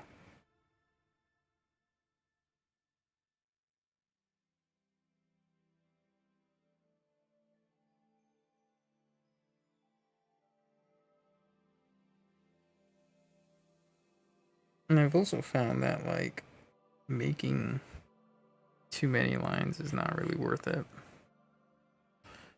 You can just kind of make like really thin ones. To throw in the nails over here.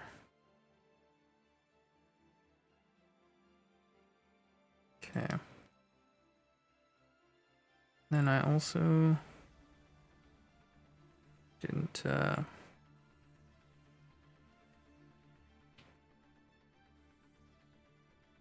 do everything for his shoe that I needed to, so.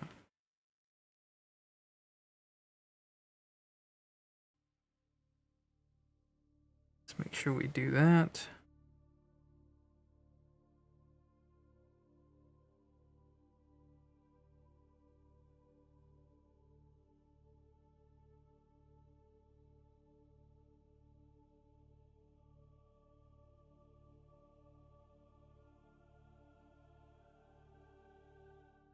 Okay. I think we go for the condor.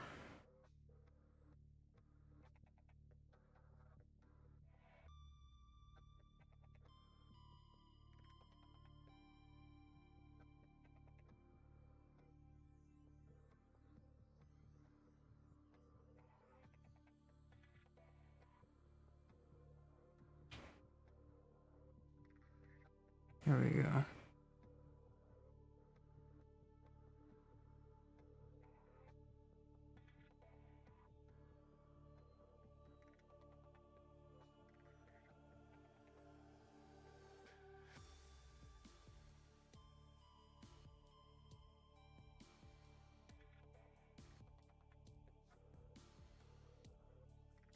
Oh my goodness, so many random notifications. Every social media platform has decided to bother me. Bothered I am.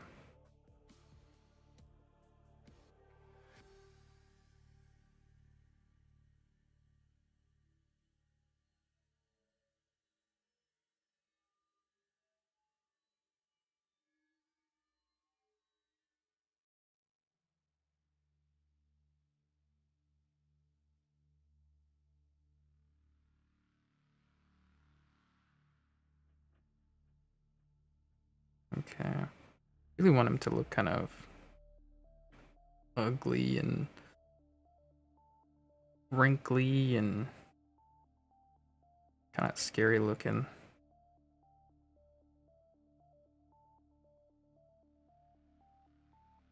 Okay.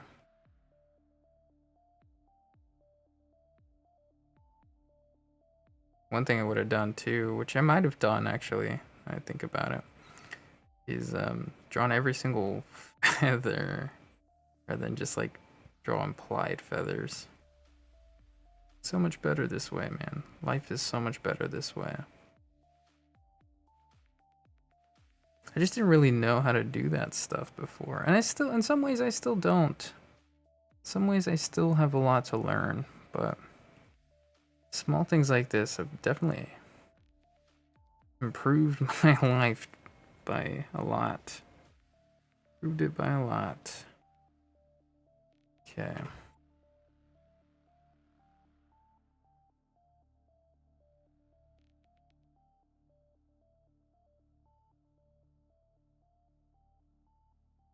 No lapels on this. Got some quick ones on there.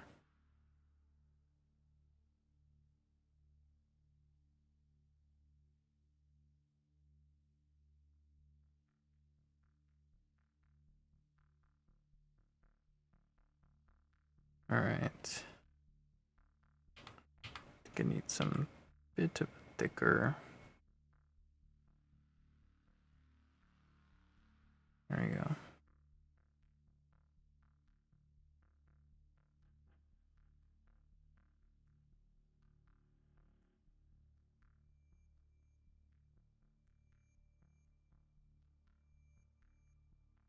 All right, cool. Let's take a look here. Yeah, I like how it's looking. It's looking all right. It needs a little bit more, obviously, but it's not too bad. Not too bad.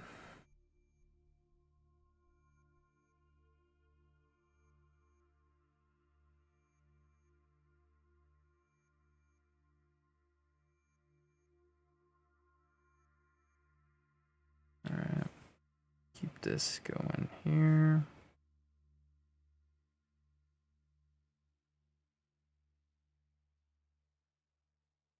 Ridiculous. So just gotta be careful not to do like too many sloppy implied lines, because then it just like starts to not make sense again.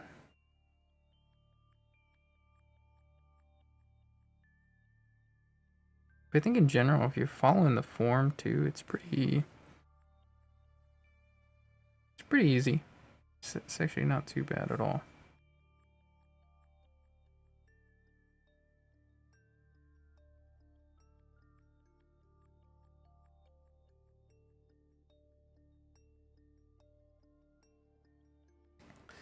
All right.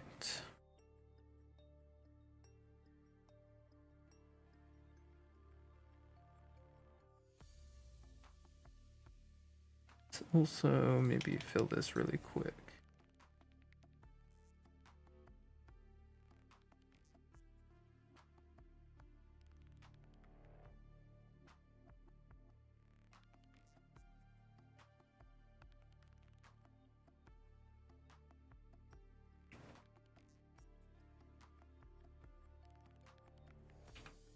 It's a little bit more like this.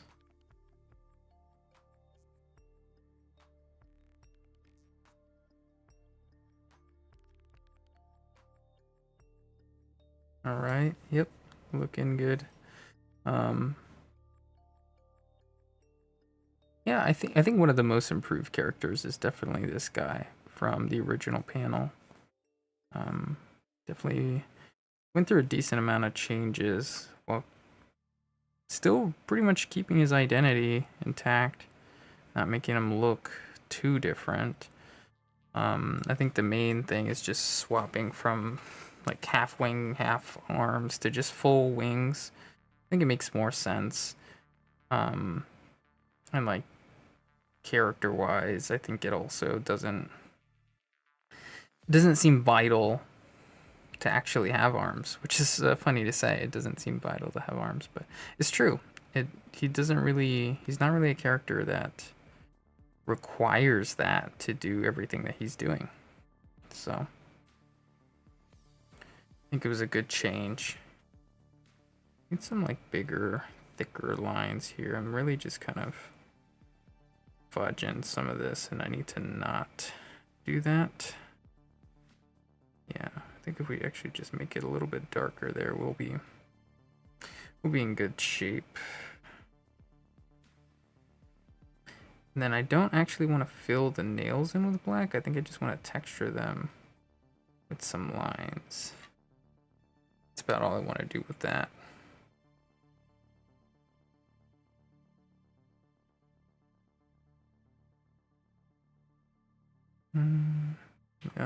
Nope, that's not what I want. Okay.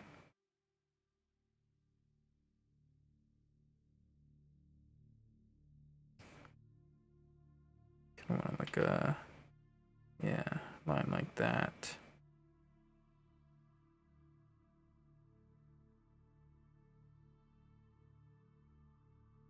All right.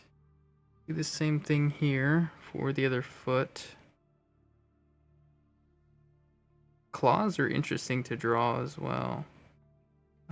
Like I did it for her as well, and I'll have to do this whole process. Although it is actually a little bit different stylistically for her versus him, but claws are really fun, I think, but they are not easy, especially in different positions, which is something I'll have to contend with a little bit more later. It's okay. I don't got to worry about it too much right now. Just a few positions, and we'll get to it when we get to it.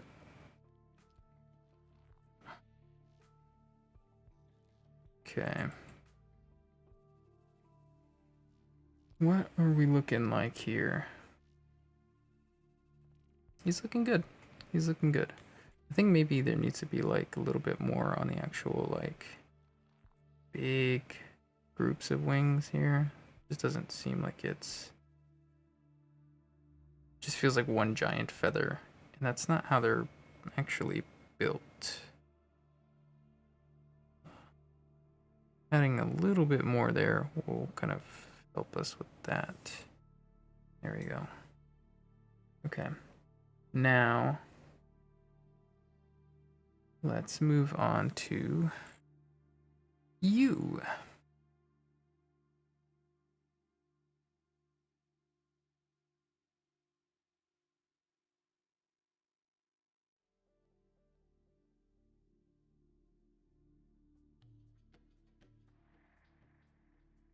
And then we also didn't draw your iris, which we need to do. We can draw the pupil on this layer, but not the iris. The iris will have color. Let's actually finish the horns before we move too far ahead. And I know I just immediately start working on the ears, but I just don't want to forget anything if I'm going top to bottom. That's all.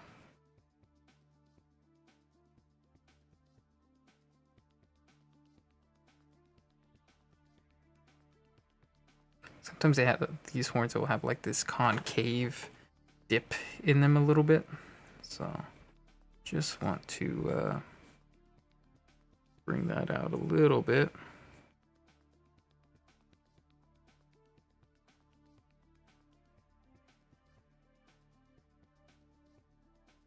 I think this line is bad. Yeah, there we go.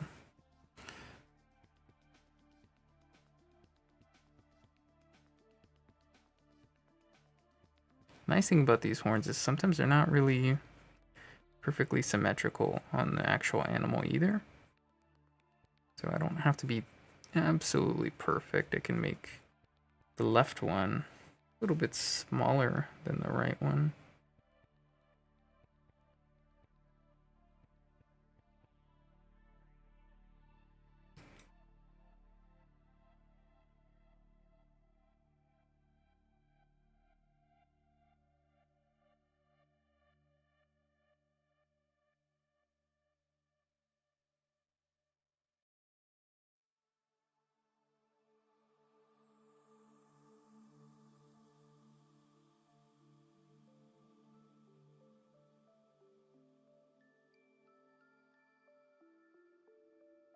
All right.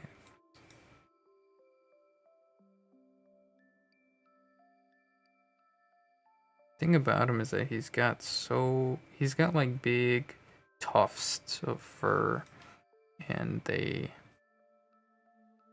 kind of just like fall pretty low. They definitely, it's like long tufts of hair.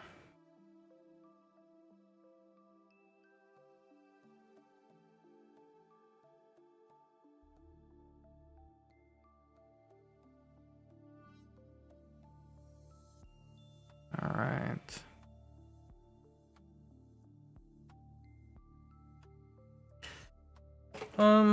Did I just like do terrible in the nose? I feel like it did.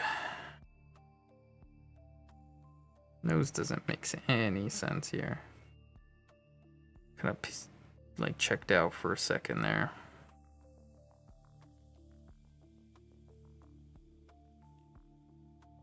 Okay.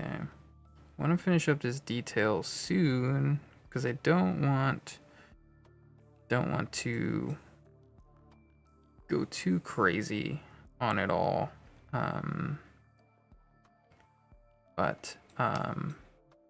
Yeah, I've still got tone to do and the halftone as well. And the halftone is the amount of detail work I do is directly affecting the amount of halftone work I'll have to do later. But I am really enjoying the process of recreating this panel. And I thought I would. This, again, I talked about it earlier, but it's such a cool panel for me emotionally, I guess. Like, it just means a lot, considering, like,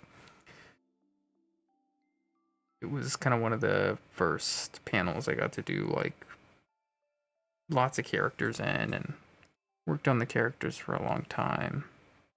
So I felt really good about it, even if the first version was not necessarily the best looking thing. You know, it's fun to come back to old work and make it look a lot nicer, give it new life.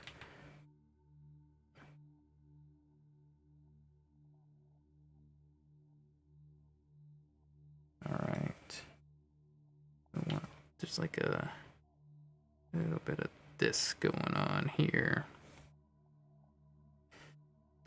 And we'll want to do the same thing with the suit that I did. This may be too much.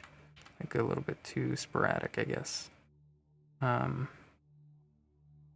so concentrated. But the lines that I do to kind of define the volume of what you're looking at. I do some of this like on the storyboard back here.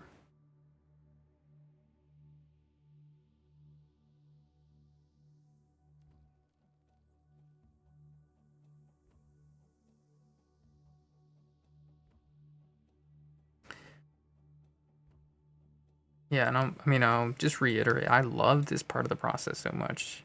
Because, like, it's not like turn your brain off easy at this point. I still have to think, but I definitely don't have to think as hard as, like, when I'm constructing stuff.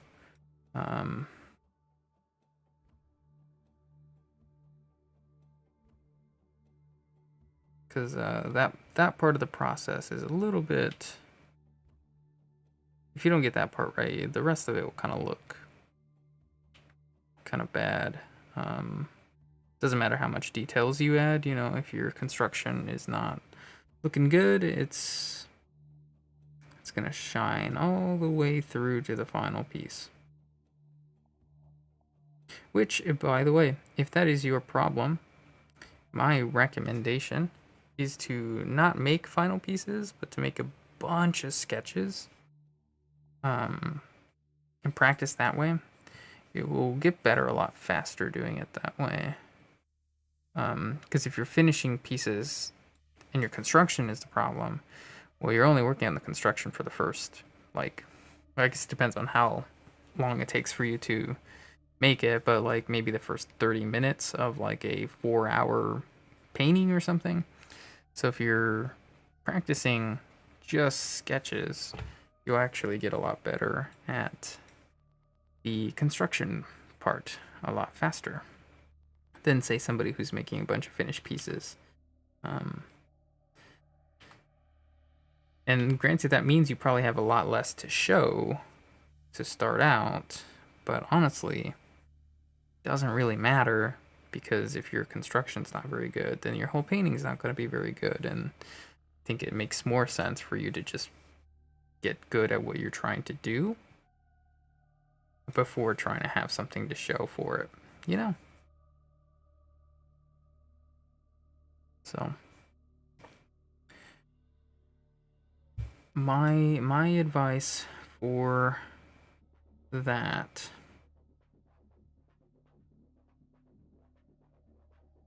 okay, wait, hold on, I gotta think about this thumb for a second. This one's easy. This one's a little bit less straightforward. I think we gotta kind of like cut it off a little bit here.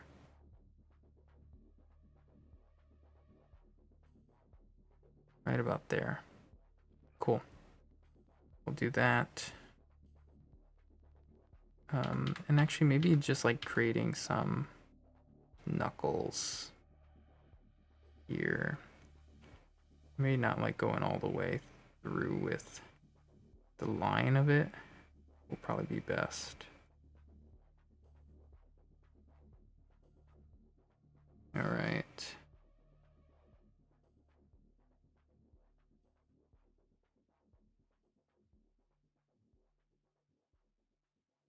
Cool. Let's back up a little bit. I'm gonna add some level of depth to this jacket.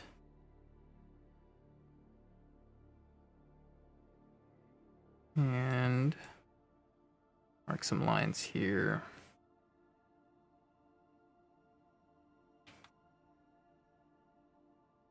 Cool.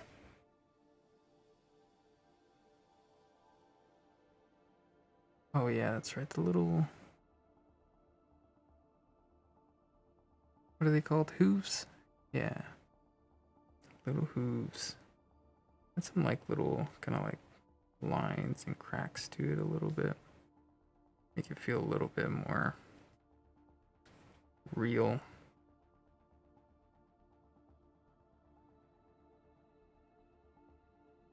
And more of those big tufts of fur kind of need to make an appearance here.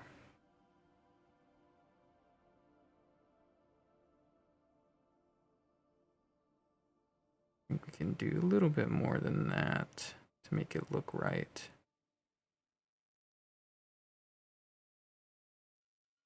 Just weird because it kind of looks like wet matted hair from a muskox.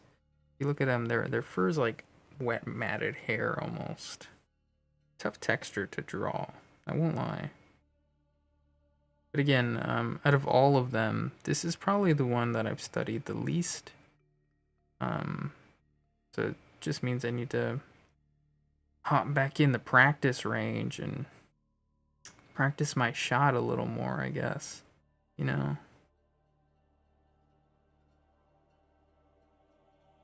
Alright.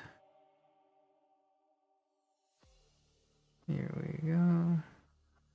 Do the same thing, add some like cracks and textures to it. I guess another thing I didn't really consider too much is like maybe the shadows on the elevator is something I need to get a little bit deeper into.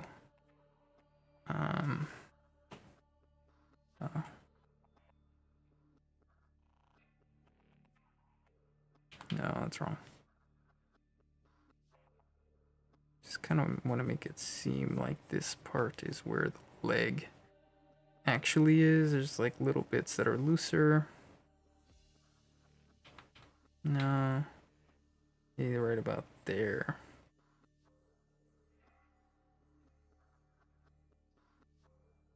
Yeah, kind of defines it a little bit more. No, that's totally wrong. Not round enough.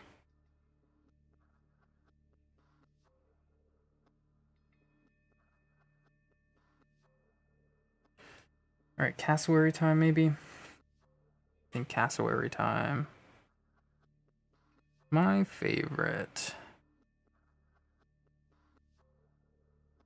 I love their weird like holes in the back of their head that kind of, they're like their ears, you know? It's kind of weird. It's literally just the hole. Like, which I guess, I don't know, I guess that's ears. You know, they're literally just holes as well, but I don't know. It's a little bit more odd when that's all it is just the hole in your head. All right.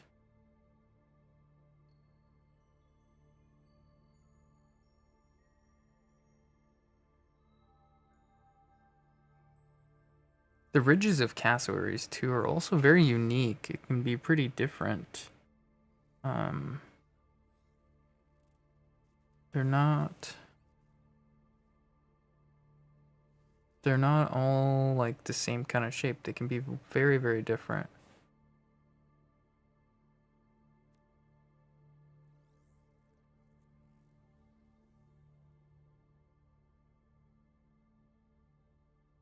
Oops.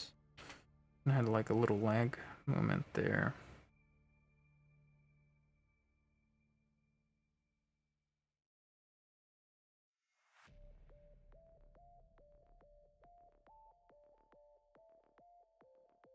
Okay.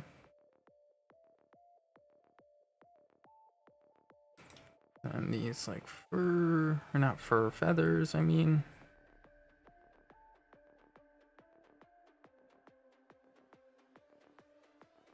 Let's not do that though.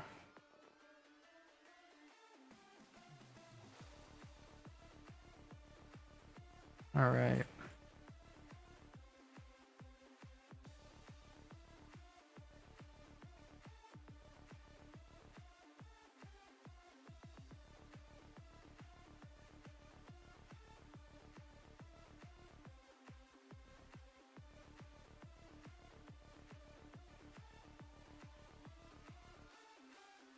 Cool.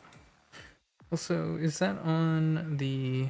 Okay, I was wondering about this line. This line's not actually there.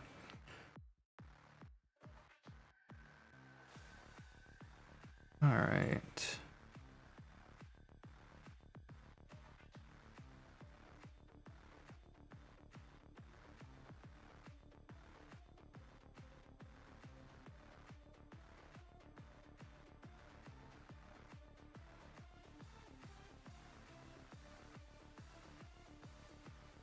Oops, what was that? The wrong line. The wrong line being drawn by this simple fool.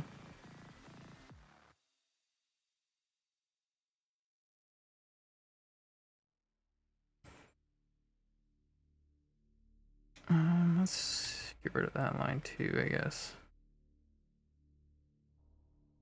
Elbow is certainly a little bit more textured than the rest of it. Alright.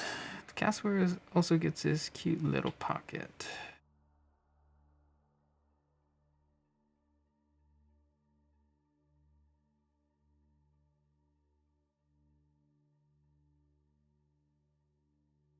Who knows what she keeps in there? Who knows?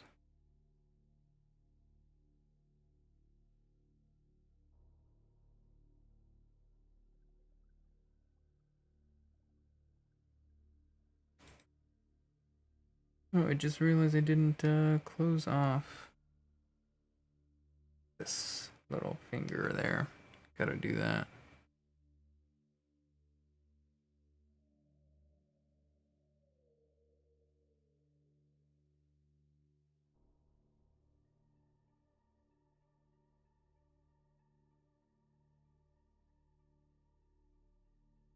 All right. And some of the pants. Texture here.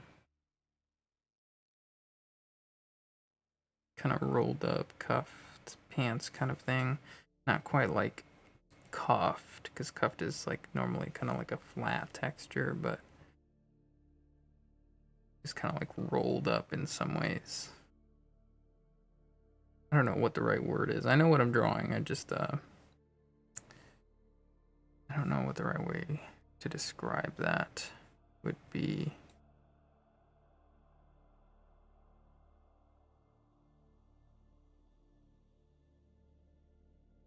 Okay.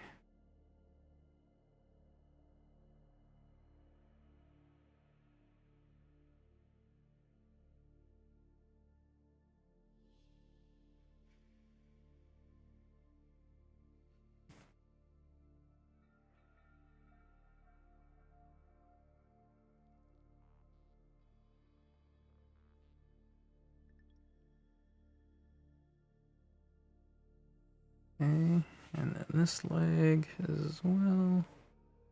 And get some of that texture. Whew. I haven't saved in a minute. I should save. I'd be devastated if I lost this. Be a nightmare. Really would be.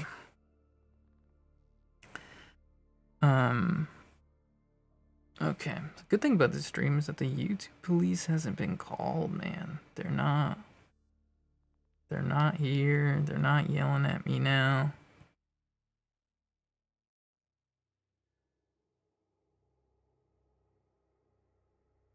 Okay. This might be enough. Let's take a look. Okay. Yeah, I'm liking how it's looking. We just got the man in the center right here.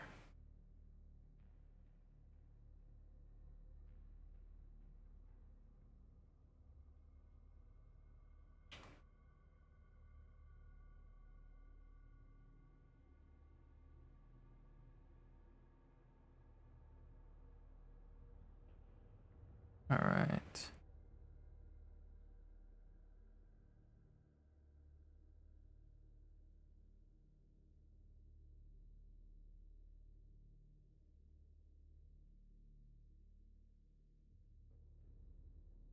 Give it all that texture and depth really quick.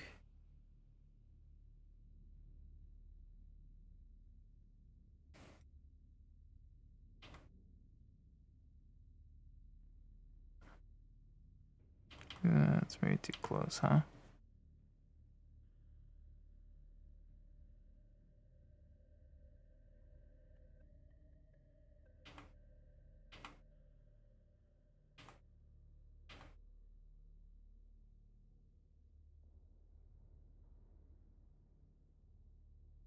Okay. I want some of these like gross little hairs that bugs get. Get like weird little feeler hairs. Can there be like real music or something? Maybe. Sometimes it doesn't want to change the tune.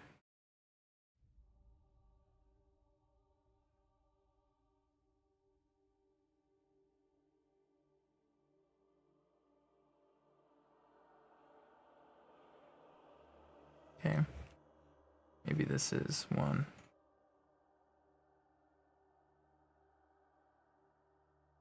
There we go. So it has these here.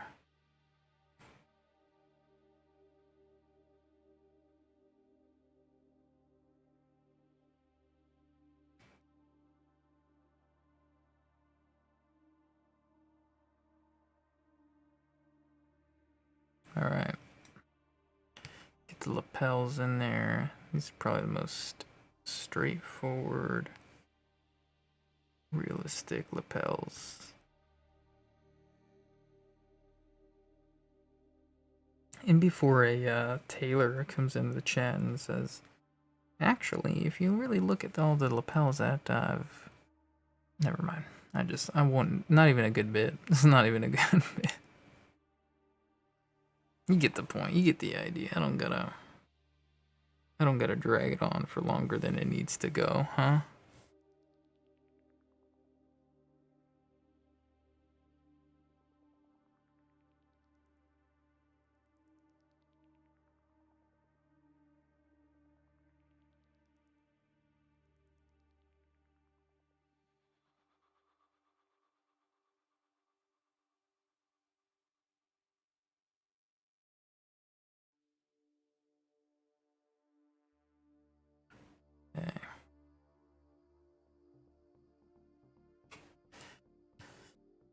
That's looking all right. Do need some little buttons here. Button wouldn't be all the way down there, I don't think.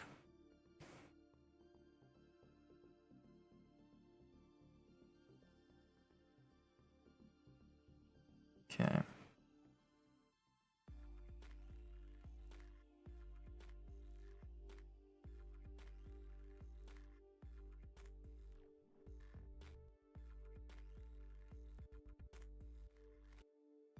Do that. Wait, hold on one sec. I didn't draw the hands at all. What's wrong with me? The hands need to be in there.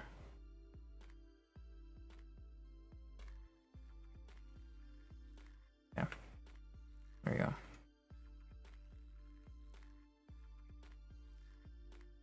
Yeah, I'm like, that doesn't make any sense. I have to color that. I have to tone it.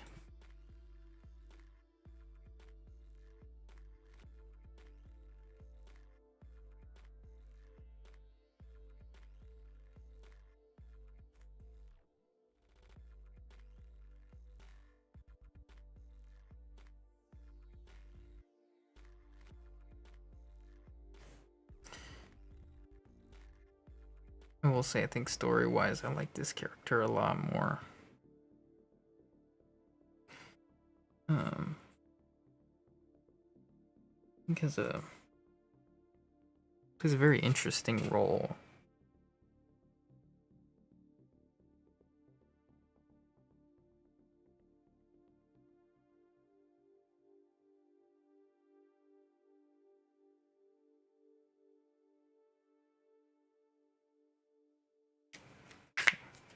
Sorry if you hate knuckles cracking, my bad. Just jump scared you. Okay, let's take a... Okay, so we didn't do anything here. Let's just take care of that now.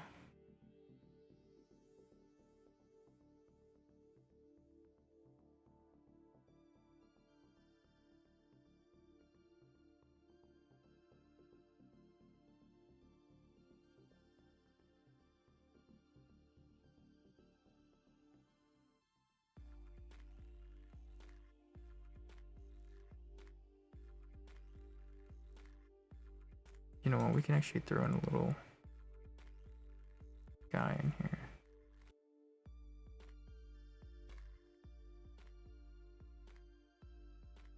They'll show up a little bit.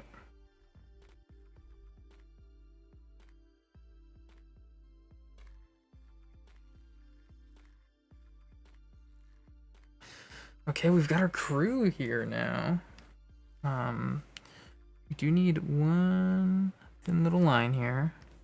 Just let's do one of those real quick. Just didn't mean to do that. And then we'll get rid of this. We don't need it anymore. This is our crew. Redrawn. And I think much better than the original. Much better. Even though I did like the original anyways. Very happy with the way this turned out. But we're not done yet. We're not done yet. We still need to include the tone. We still need to include the text and the halftone. But I think with the amount of details, we're probably good to not do a ton of halftone. It might be okay. But either way, we'll get some of that stuff in there. Alright, so we gotta turn off the details. This is why we do it all in a different layer. For the tone. Okay, so some standard suit colors. Go for you. Right. Who else? You also. Okay.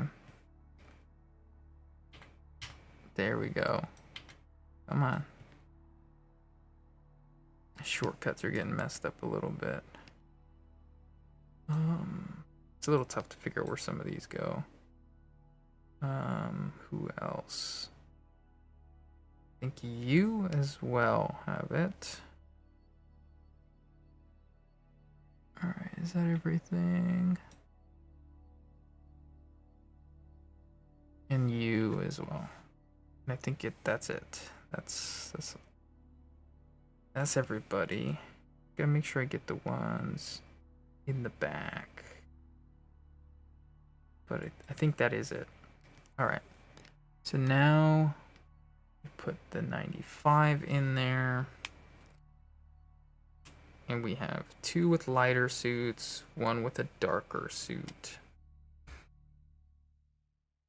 This takes a quick second since it's a big panel, but here we go. Did we miss anything? We did. We missed a couple spots. We missed this, that, and this. Basically the same thing all the way through.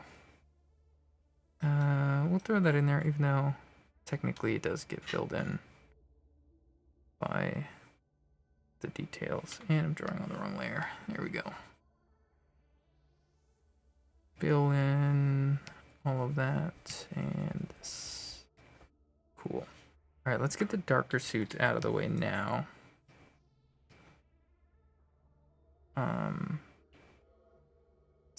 This and this and that. No, not that. Got everything there. Nope. We're missing this little spot here. And then anything that gets that dark anywhere else. Not that I can think of off the top of my head, but we'll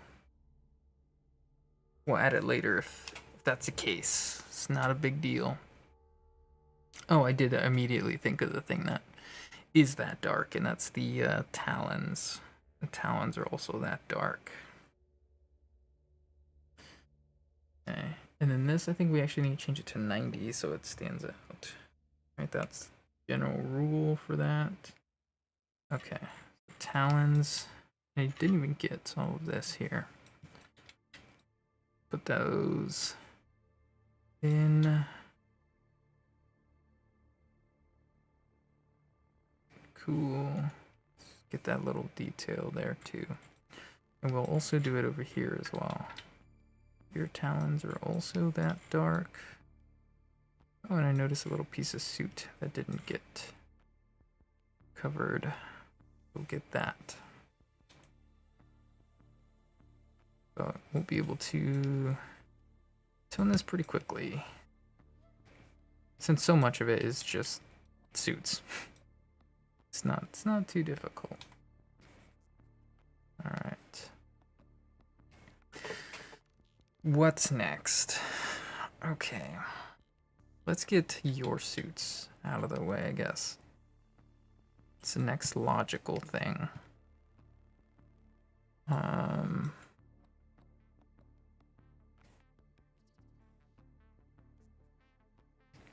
Oops. I didn't even know that was the shortcut. Okay, it's going here and here as well. And there and there. Here. Still seeing some spots that I'm missing. But that's okay. Not a big deal. Not a big deal.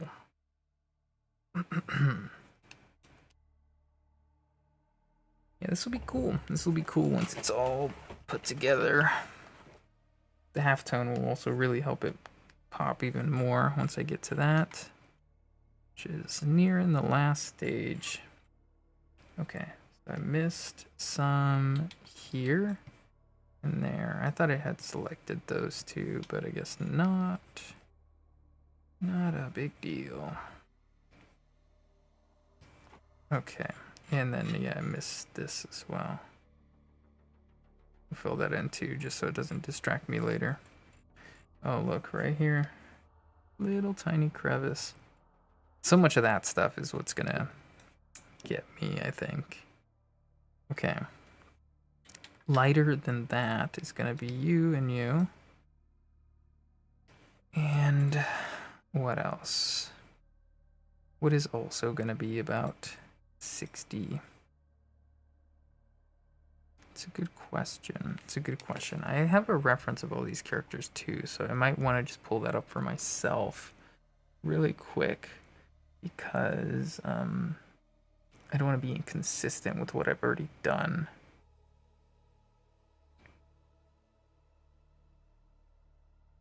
Okay, so it's this image here. And I'll just put that over here.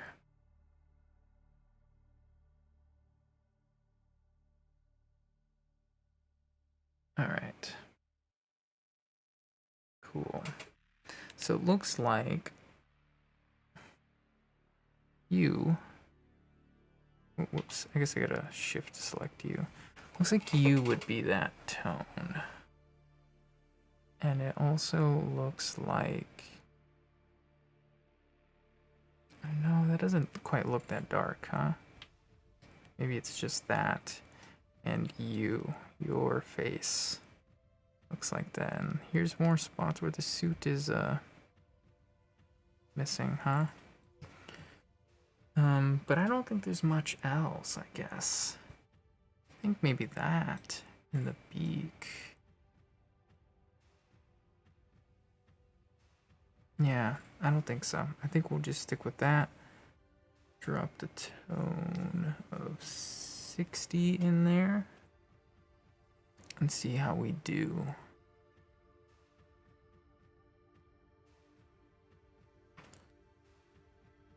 Come on, you got this. You got this. There we go. It looks like he's like got his eyebrow raised because I missed that spot.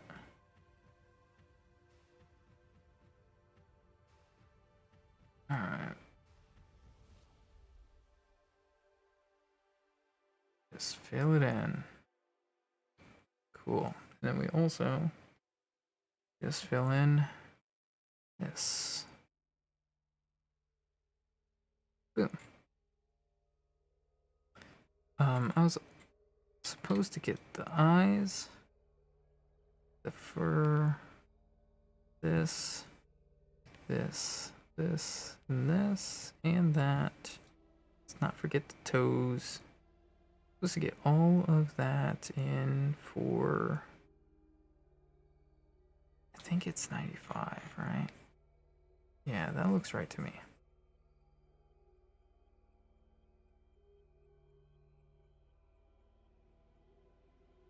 Okay.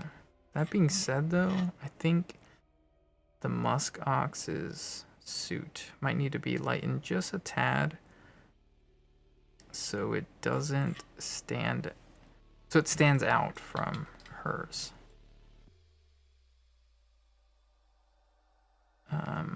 So let's do that really quick. I think we delete here and we'll do it 280 here. Shouldn't make a huge difference, but just enough that the texture stands out.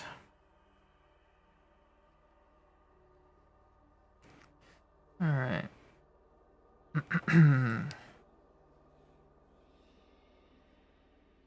At 95, we also have the top of your head. And then, nope, sorry, that was at 80, huh? We need 95, yep. And then 80, I think, is you. No. Maybe you are 60. I think you are 60. Okay.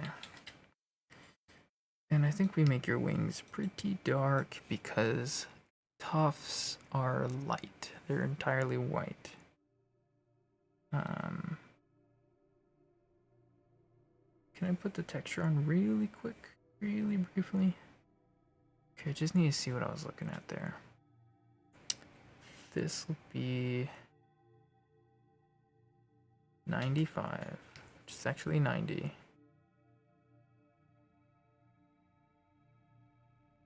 All right.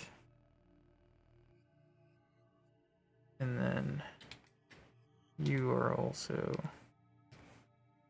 dark suit color. Cool. Let's get 40 textured in here. Or actually, you know what? First, let's do you, because you're pretty dark.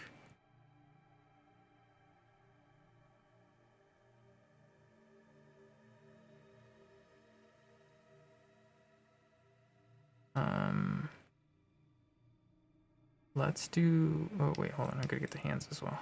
Almost forgot. Let's do 60, but we'll actually turn it up to 70.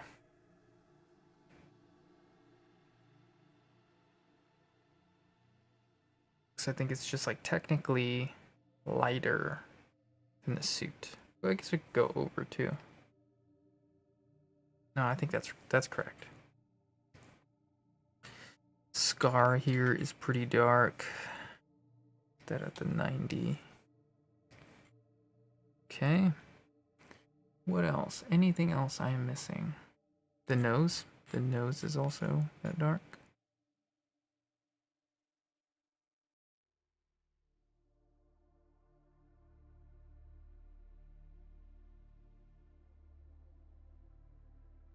Cool. Get the beak as well. We did get the beak. I think we just gotta get some eyes in here. I think you're gonna be very light. What is going on here? What is going on there?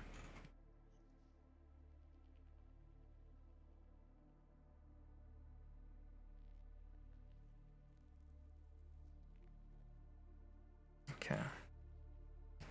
Get the eyes.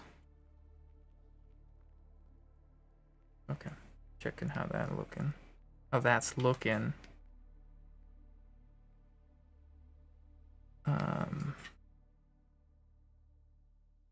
Your eyes are very light. And then your eyes are light as well. I think you... Are you 60 as well? I think you are. But I think this is supposed to be 80 or something. We're gonna do the 70 because we have the option to do that. No. Maybe we just go with the 80. And then we'll do this at the 60.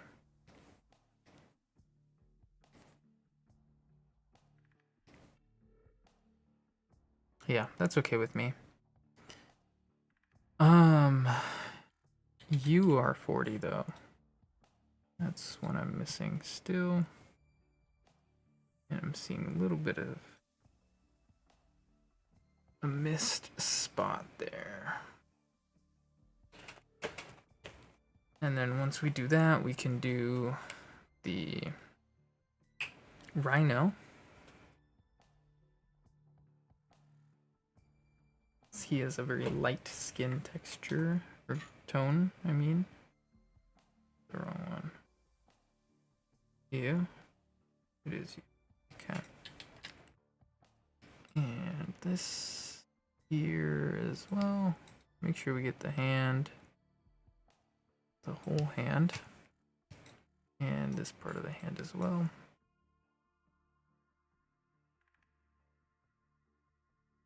Let's get these horns in there as well. I think that would make sense. Oh, and maybe where the eye goes as well. Oops, didn't mean to do that. And that's gonna be 20. Then all that is left is background, which I'm missing one little line.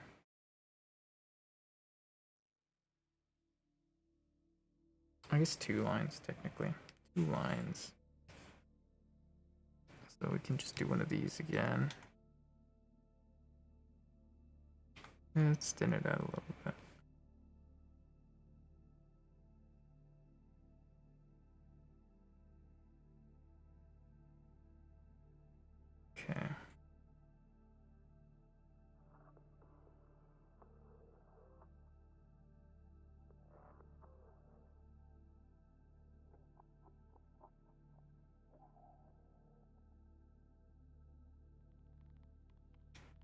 go. That, erase it up until there. We're good. Erase it off of the hand.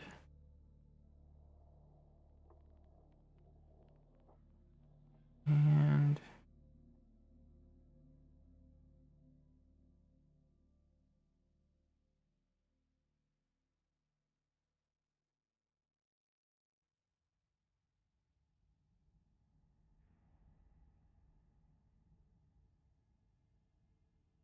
okay, that was illegal to do. That was not okay. Okay.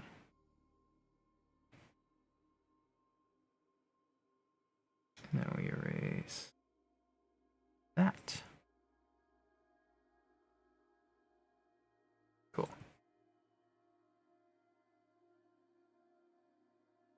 What are we doing now? Oh, you know, there's some details I missed here. That would be your beak does have a very light tone. Okay. Your shoe. Actually, let's do this part first. So we're on that layer. But your shoe should be like 60. Okay. We'll take the very bottom. Select that. And we'll make it 80. These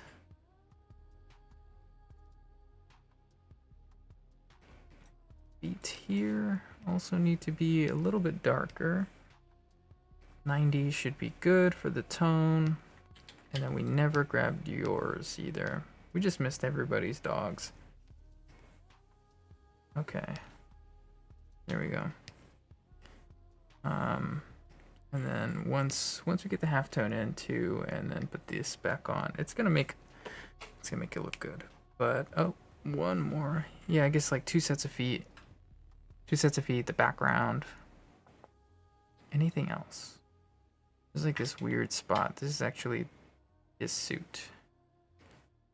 Which is 80 on the tone. Okay.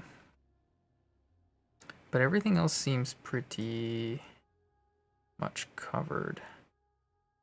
You have a special little thing where I got to select the top half of your face and tone it a little bit more.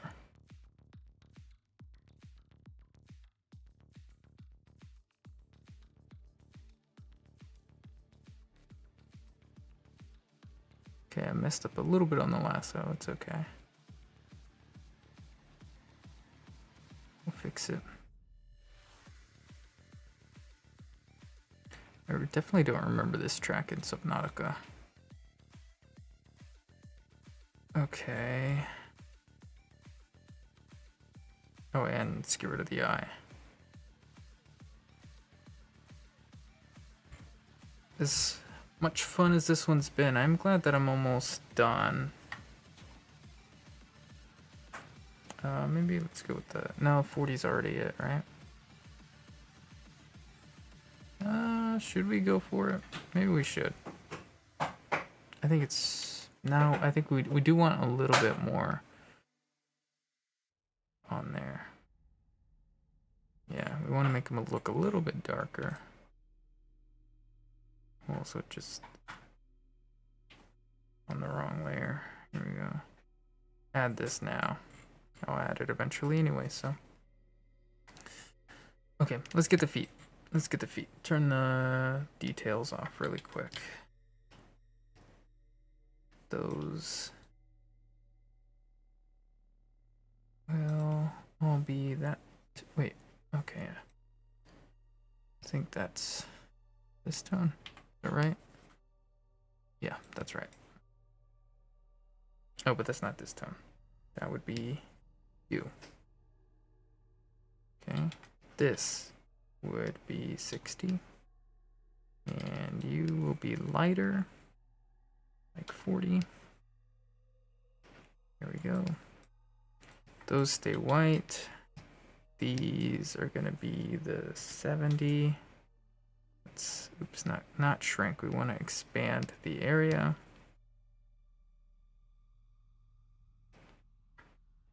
And then we'll take this and make it darker. Maybe 95 is actually appropriate. They're hooves after all. Okay. Floor can be a little bit on the darker side for the whole background, which I guess is just gonna mean about 60, because it'll mostly be pretty light. Oh yeah, we love a big brush in Clip Studio. Can always just not handle it very well. We'll have the other side of the wall also be the same color here as the opposite side. Let's see what we want. I think only a subtle difference is okay, so we go for the 30. And then the background will be basically our lightest color.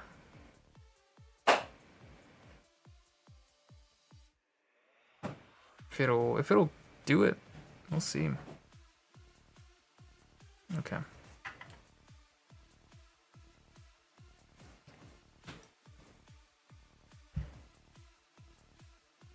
This is definitely one of the most involved ones in the whole toning process for this chapter.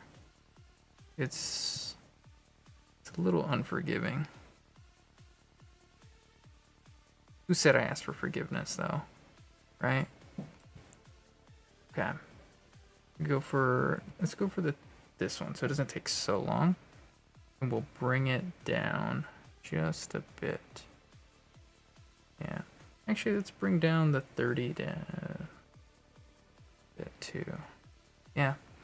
That looks good to me. If I throw the details back on, we can get started on the halftone. Some of these white spaces don't look so bland. I'm gonna hit save too. That'll make me feel a little better, because I've not saved in a minute. Okay. So yeah, I think we'll just finish up halftone. Put the little tiny bits of text in there. And we're done for the day. So that's exciting. It sure is taking its time. And I think we'll use the big halftone, which is not that big.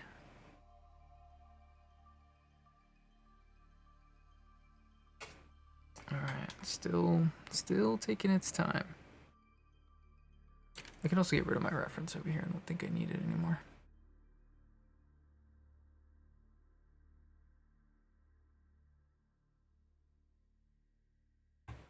All right, looks like we're back. Maybe. Seen some weird. Yeah, something weird going on down there.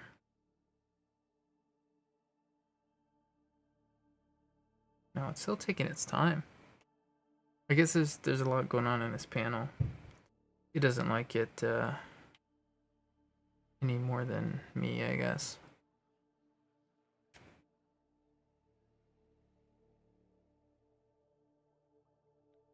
There we go.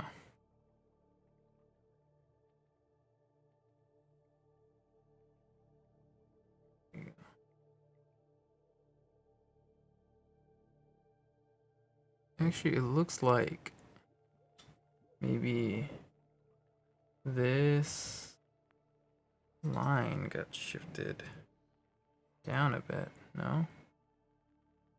That's what it looks like, yeah. Somehow that must have gotten shifted down. There you go. I'll make sure everything looks right. This looks wrong too. What is that? What is that layer?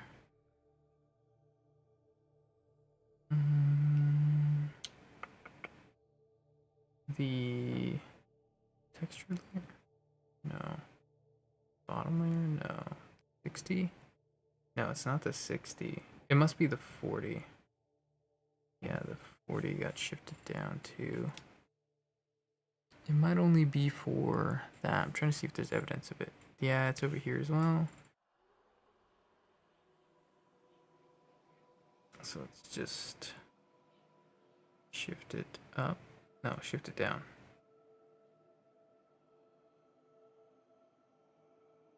Let's see if it affects anything else. Maybe all the lines got shifted up or something. What is going on?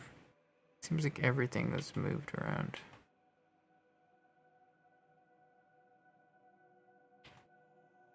If you go back far enough, I'm sure we will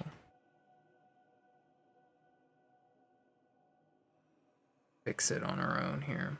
Because it's probably just something I did when I hit save. I must have moved stuff up.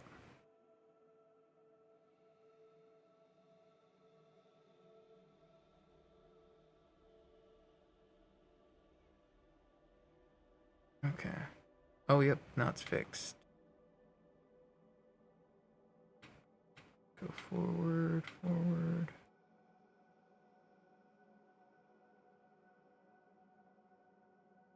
Yeah. Do this. What happens? Does it get messed up after this point? Yeah, it seems like I must have moved a lot of stuff all at once, because every time I do it, Clip Studio freaks out just a little bit. So I bet once it's done freaking out, it will look wrong. And then I'll have to undo. Yep, it now looks wrong. So I undo. And I'm just going to make a mark so I don't accidentally do that again.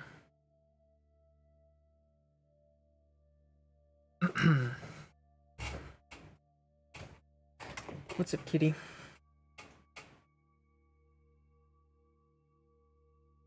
Okay. All right, and we're back.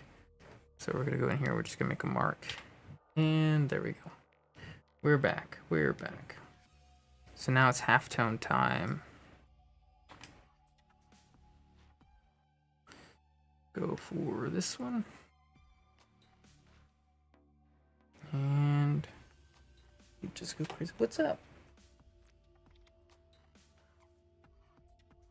It's not dinner time yet. Almost. Almost.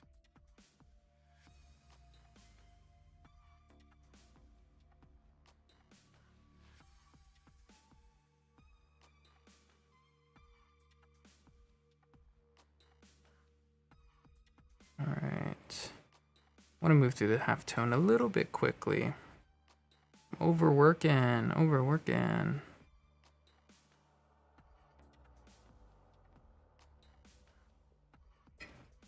Yeah, I know. It's not your dinner time yet, though.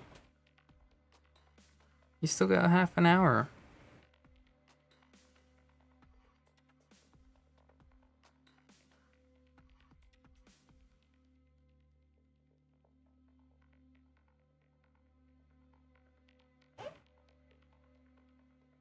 She's kind of on a bit of a diet. Kind of, not really.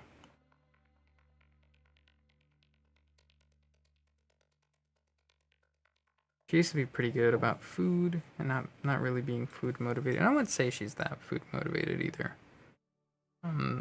Definitely seen cats that are worse, but she was pretty good about like not overeating, and then she started overeating a little bit, gained some weight, so we set her on a hi, sweetie, hi.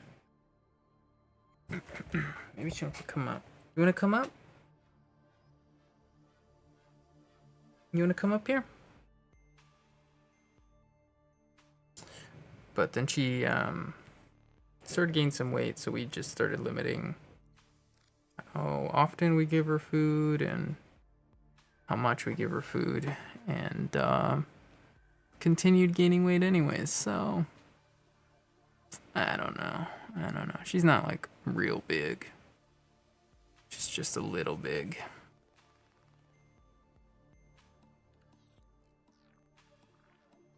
I think I should back up and maybe do like some broader strokes or something, because I'm gonna be here all day if I do it like this.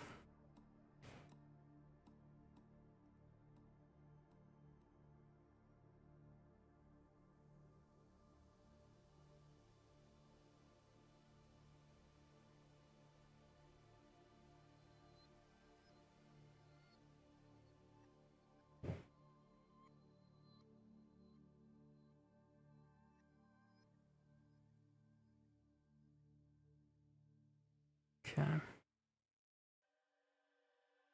do think the halftone helps with some of these textures that I tried doing.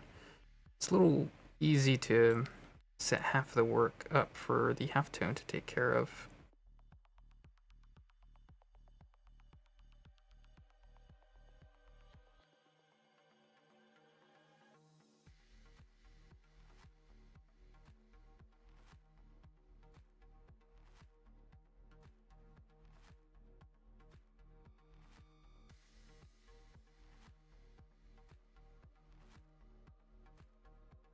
We put the whole nose in halftone.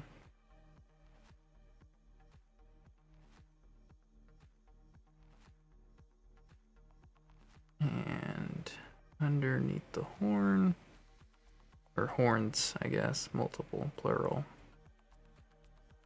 Okay, and you're about done. Next is you.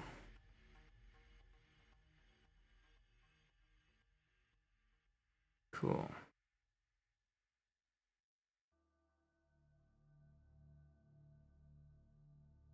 I'm gonna be sad when this project's done and I have to think of something different to stream.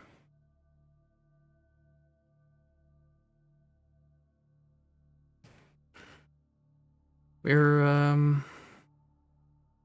only a few weeks away from that. Ideally, I guess. Ideally, we'll get it done in a few weeks.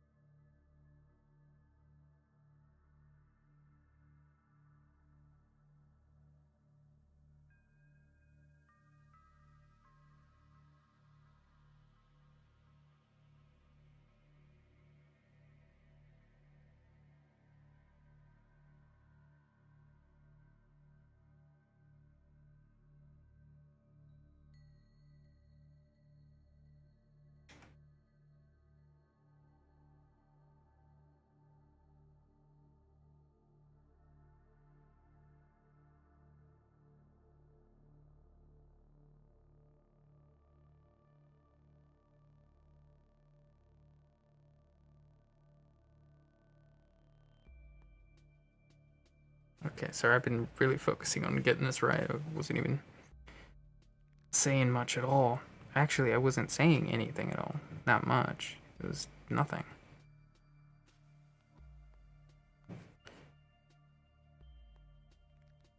Okay.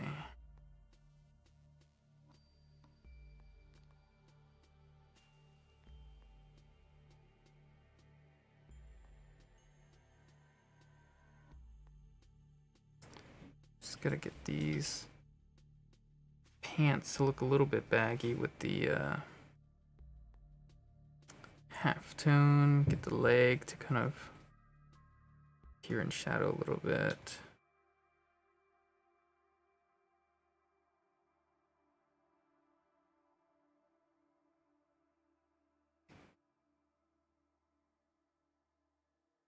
I'm glad I spent a good amount of time on the details. Makes it a little bit easier to get some of this stuff done. Oh, she's yapping again. I didn't do anything for the hands, and I need to. I didn't do very much, I guess. fingers specifically. The fingers specifically need to be toned a bit. Okay. Keep moving fast. Keep moving fast. No need to slow down.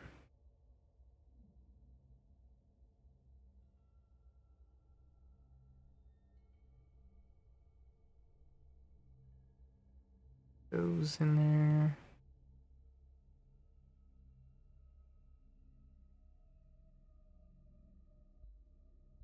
Okay. Get all of this. Erase that little bit there. She's meowing. I think she's hungry, but it's not her time yet. It's not her time to eat.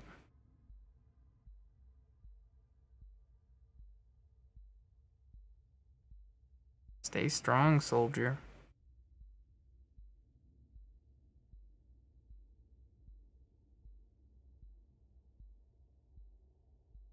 Okay. Getting this guy pretty much done here.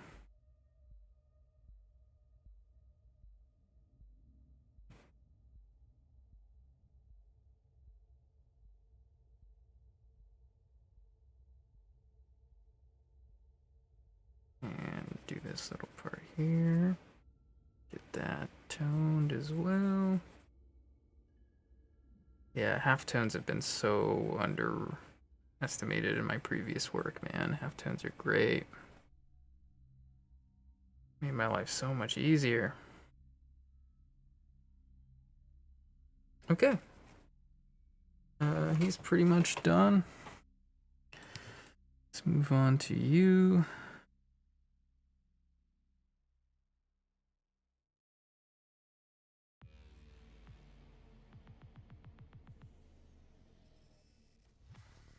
All right, Subnautica. All right. Where'd that come from? Trying to motivate me. That's clearly what it is. I'm okay with this being a little bit of a messier halftone, since it's all just feathers and stuff. I like certain parts to be a little bit more cleaned up. I think it'll be okay for that to look that way. This was not in the game. No way this was in there, man. I don't remember that one bit. Could be crazy. Who knows?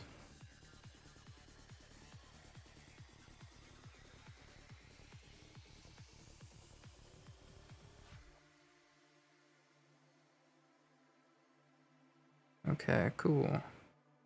He's pretty much there. And then his sleeve is half-toned. Bottom part of this leg. Part that hangs off here. Get all of this.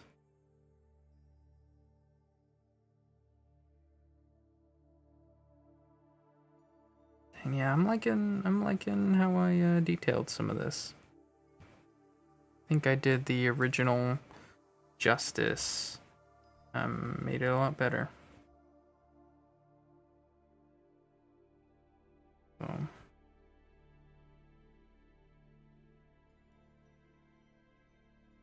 I'll have to compare at the end here. Maybe make that the thumbnail for. Is there gonna be a stream tomorrow? I think so. Yeah, I think so.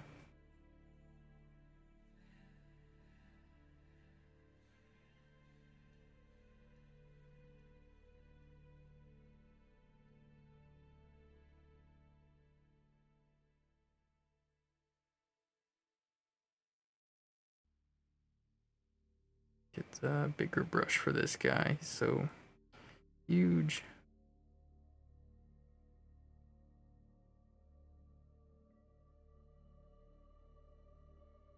Doesn't mean that can be so inaccurate though, come on.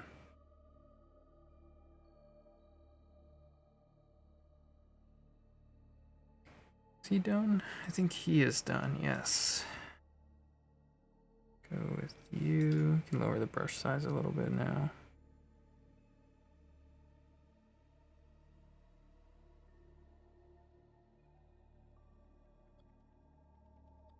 Okay.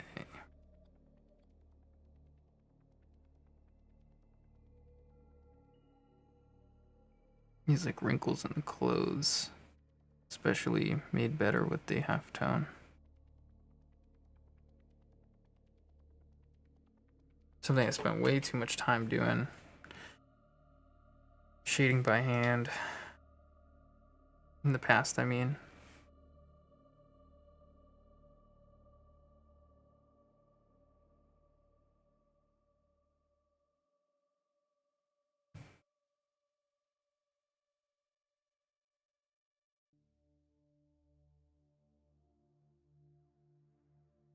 Get the shadow of his snout in there.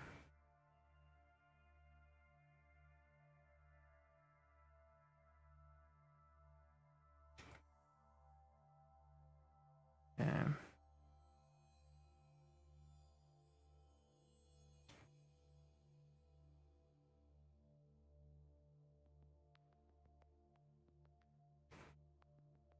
Okay. Oof, this is no small amount of work. Let's get that out of the way there.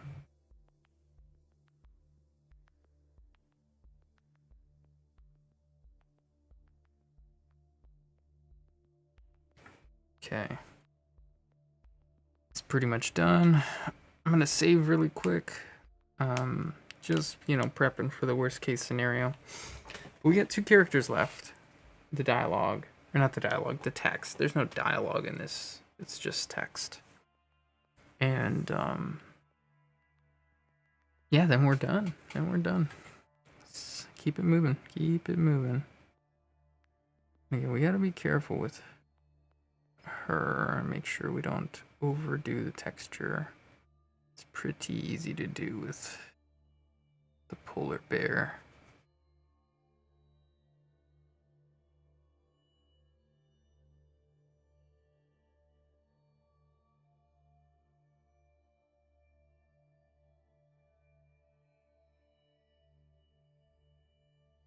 Okay.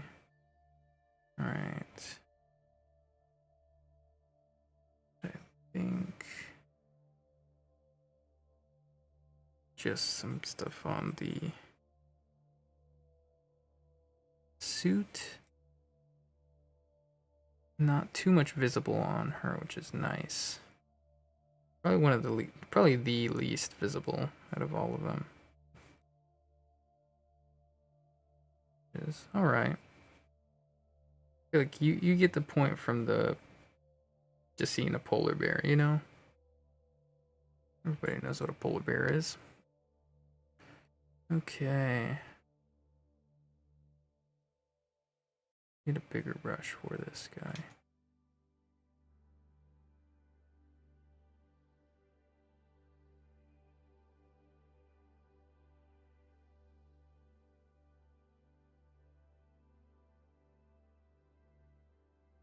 All right. I'm gonna do some of this.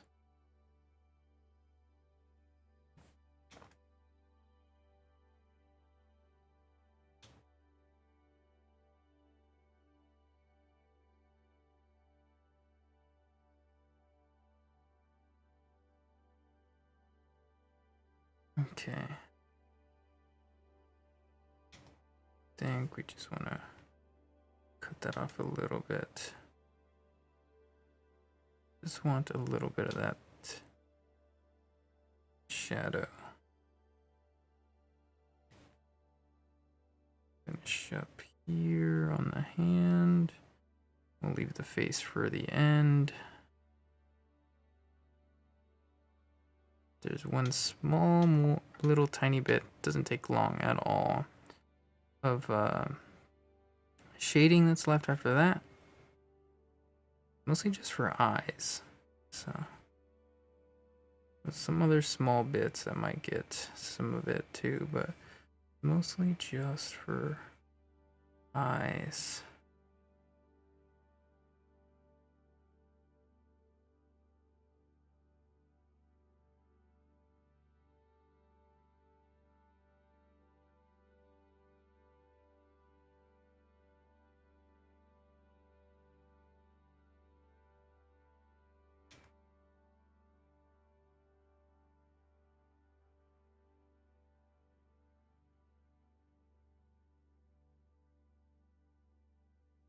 Okay.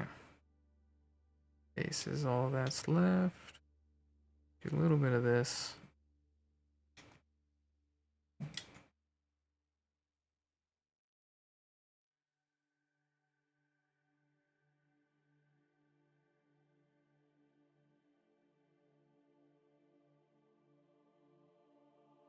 Get this covered up a little bit. Do some of that. It doesn't look right. I feel like it should be like this, huh? A little less noticeable. Cool. Get rid of that. Get rid of this. Do a little bit here.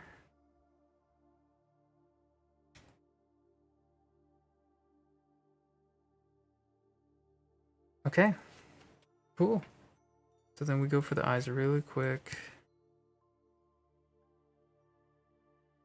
Really just kind of some little bits like this. I really want to emphasize that shadow.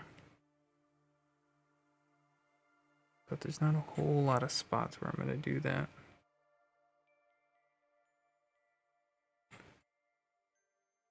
Aside from the eyes. Only just a few little bits.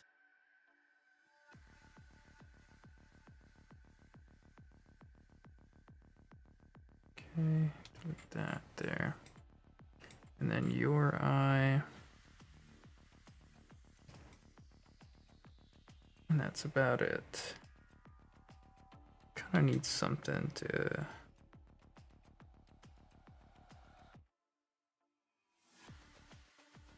do this really quick. I don't know how this will look. I'll test it out on this side before I do it everywhere. Because it technically wouldn't make sense for the lighting. But maybe it'll look cool.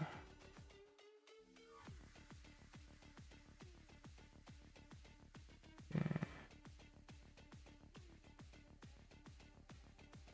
Alright, there we go. Let's see what this looks like.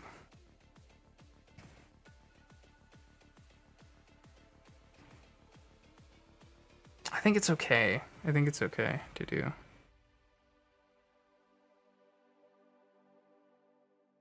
We can do it really fast too.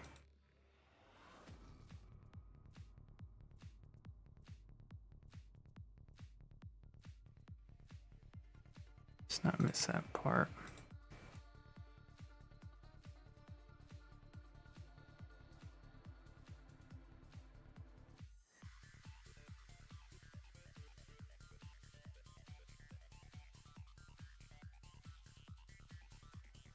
Okay. I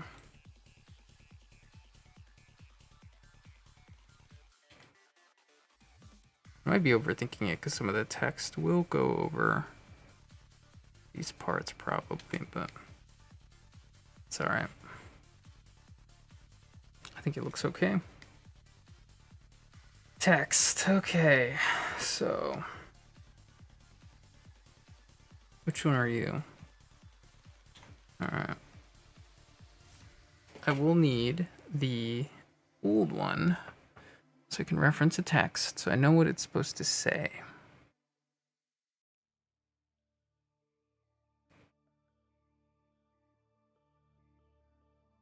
Okay, so that is this page here.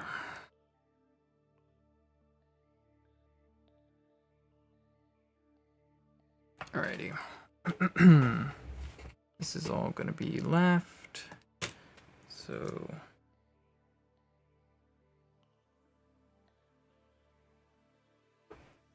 This is all bolded. And then this is not bolded.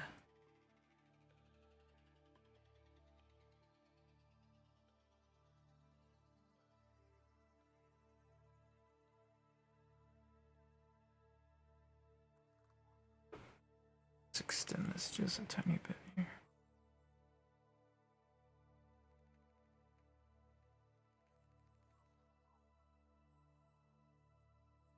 Guess it's not going to totally fit there. Maybe we can adjust the balloon a bit.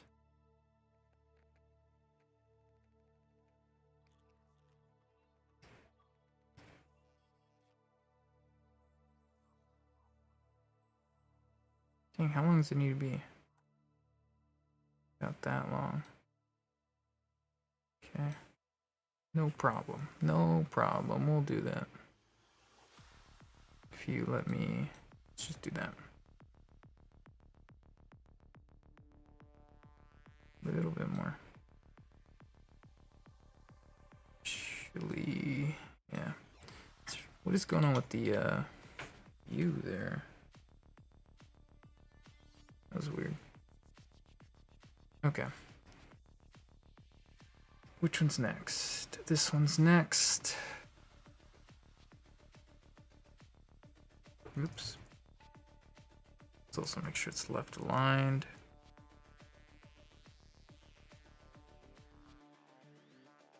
Make sure this is bolded. Okay, well, I guess he forgot that I hit enter. All right.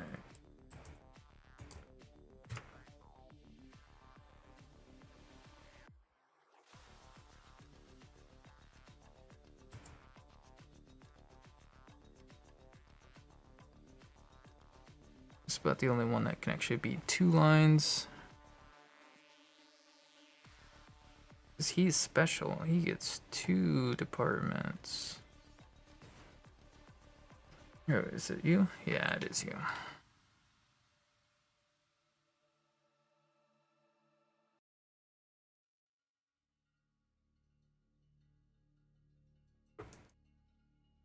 Okay. Let's do that there really quick. It's a little easier to come back to it. Okay.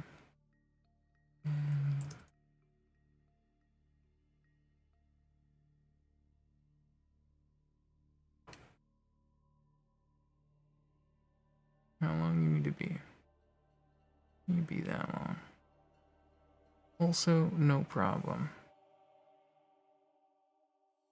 You just extend it that way. Go like right about there. Bring you over, bring you down. Okay. Who's next? You're next. All right, and then we go.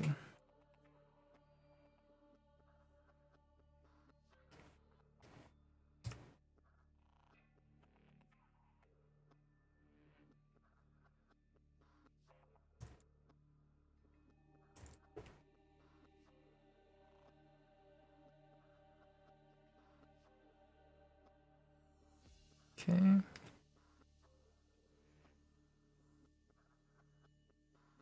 What? What are you doing?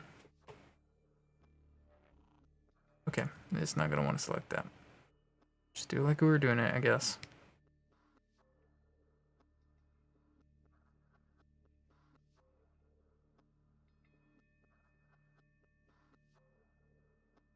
And let's make sure that this is bolded.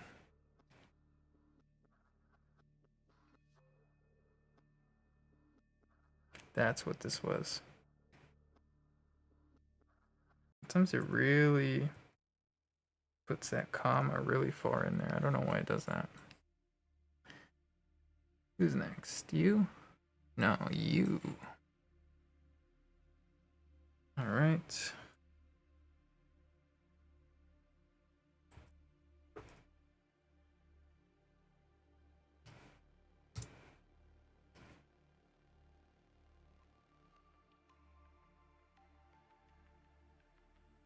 Wow, can't spell today.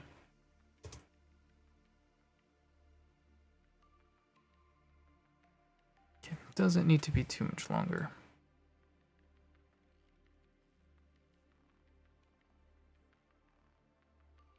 Okay, get that over. Who's next? You're next.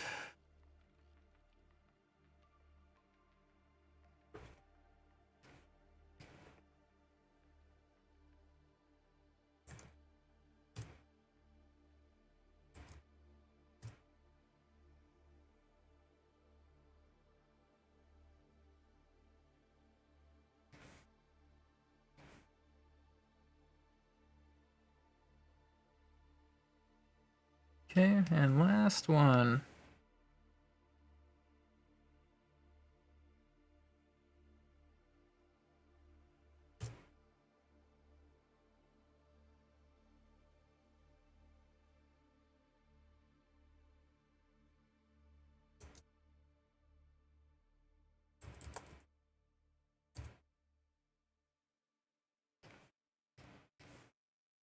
Uh-oh, come on, come on. There we go. Alright. No? Want to be selected?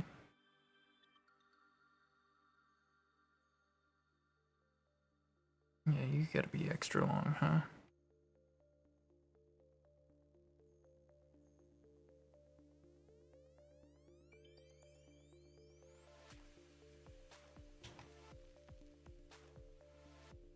Boom.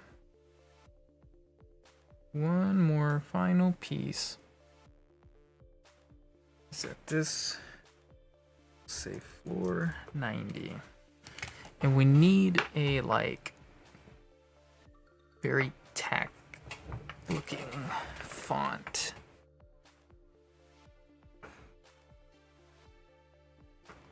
Essentially, it looks like a alarm clock. That'd be perfect if I can find that. Let's see. Let's see what I got.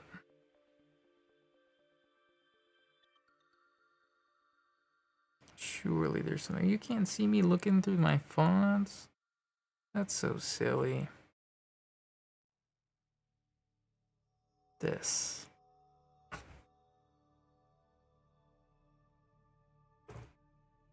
That's it.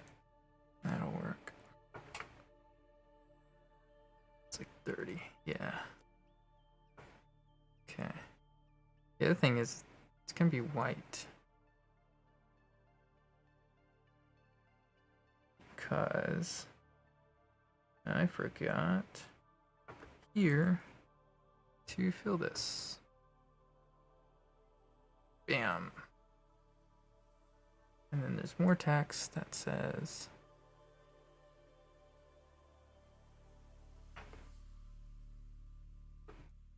let's take that same font here, bring it up to about 32 maybe. No, let's go like 48. 48, bold it. Okay. I'm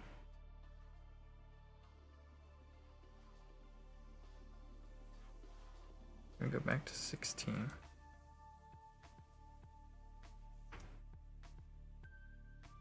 Oops. Oh my goodness.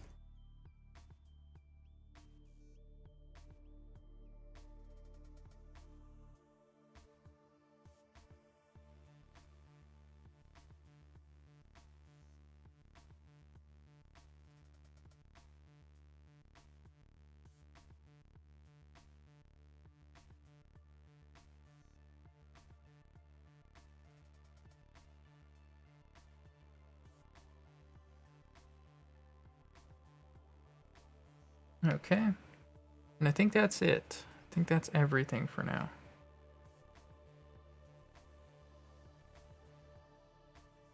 All right. So that's it. That's our panel. It's our big panel today. Let's hit save on that. Bring you back up to the real world. It's getting a little dark already. But that is it for today. That's it for today. Tomorrow we'll be working on a few more panels. Not one big one like this, or like yesterday even. Which will be nice. It'll be a nice little change of pace. But yeah, thank you for watching. Thank you for sticking around. If you're watching the VOD, thank you for watching the VOD. Consider subscribing.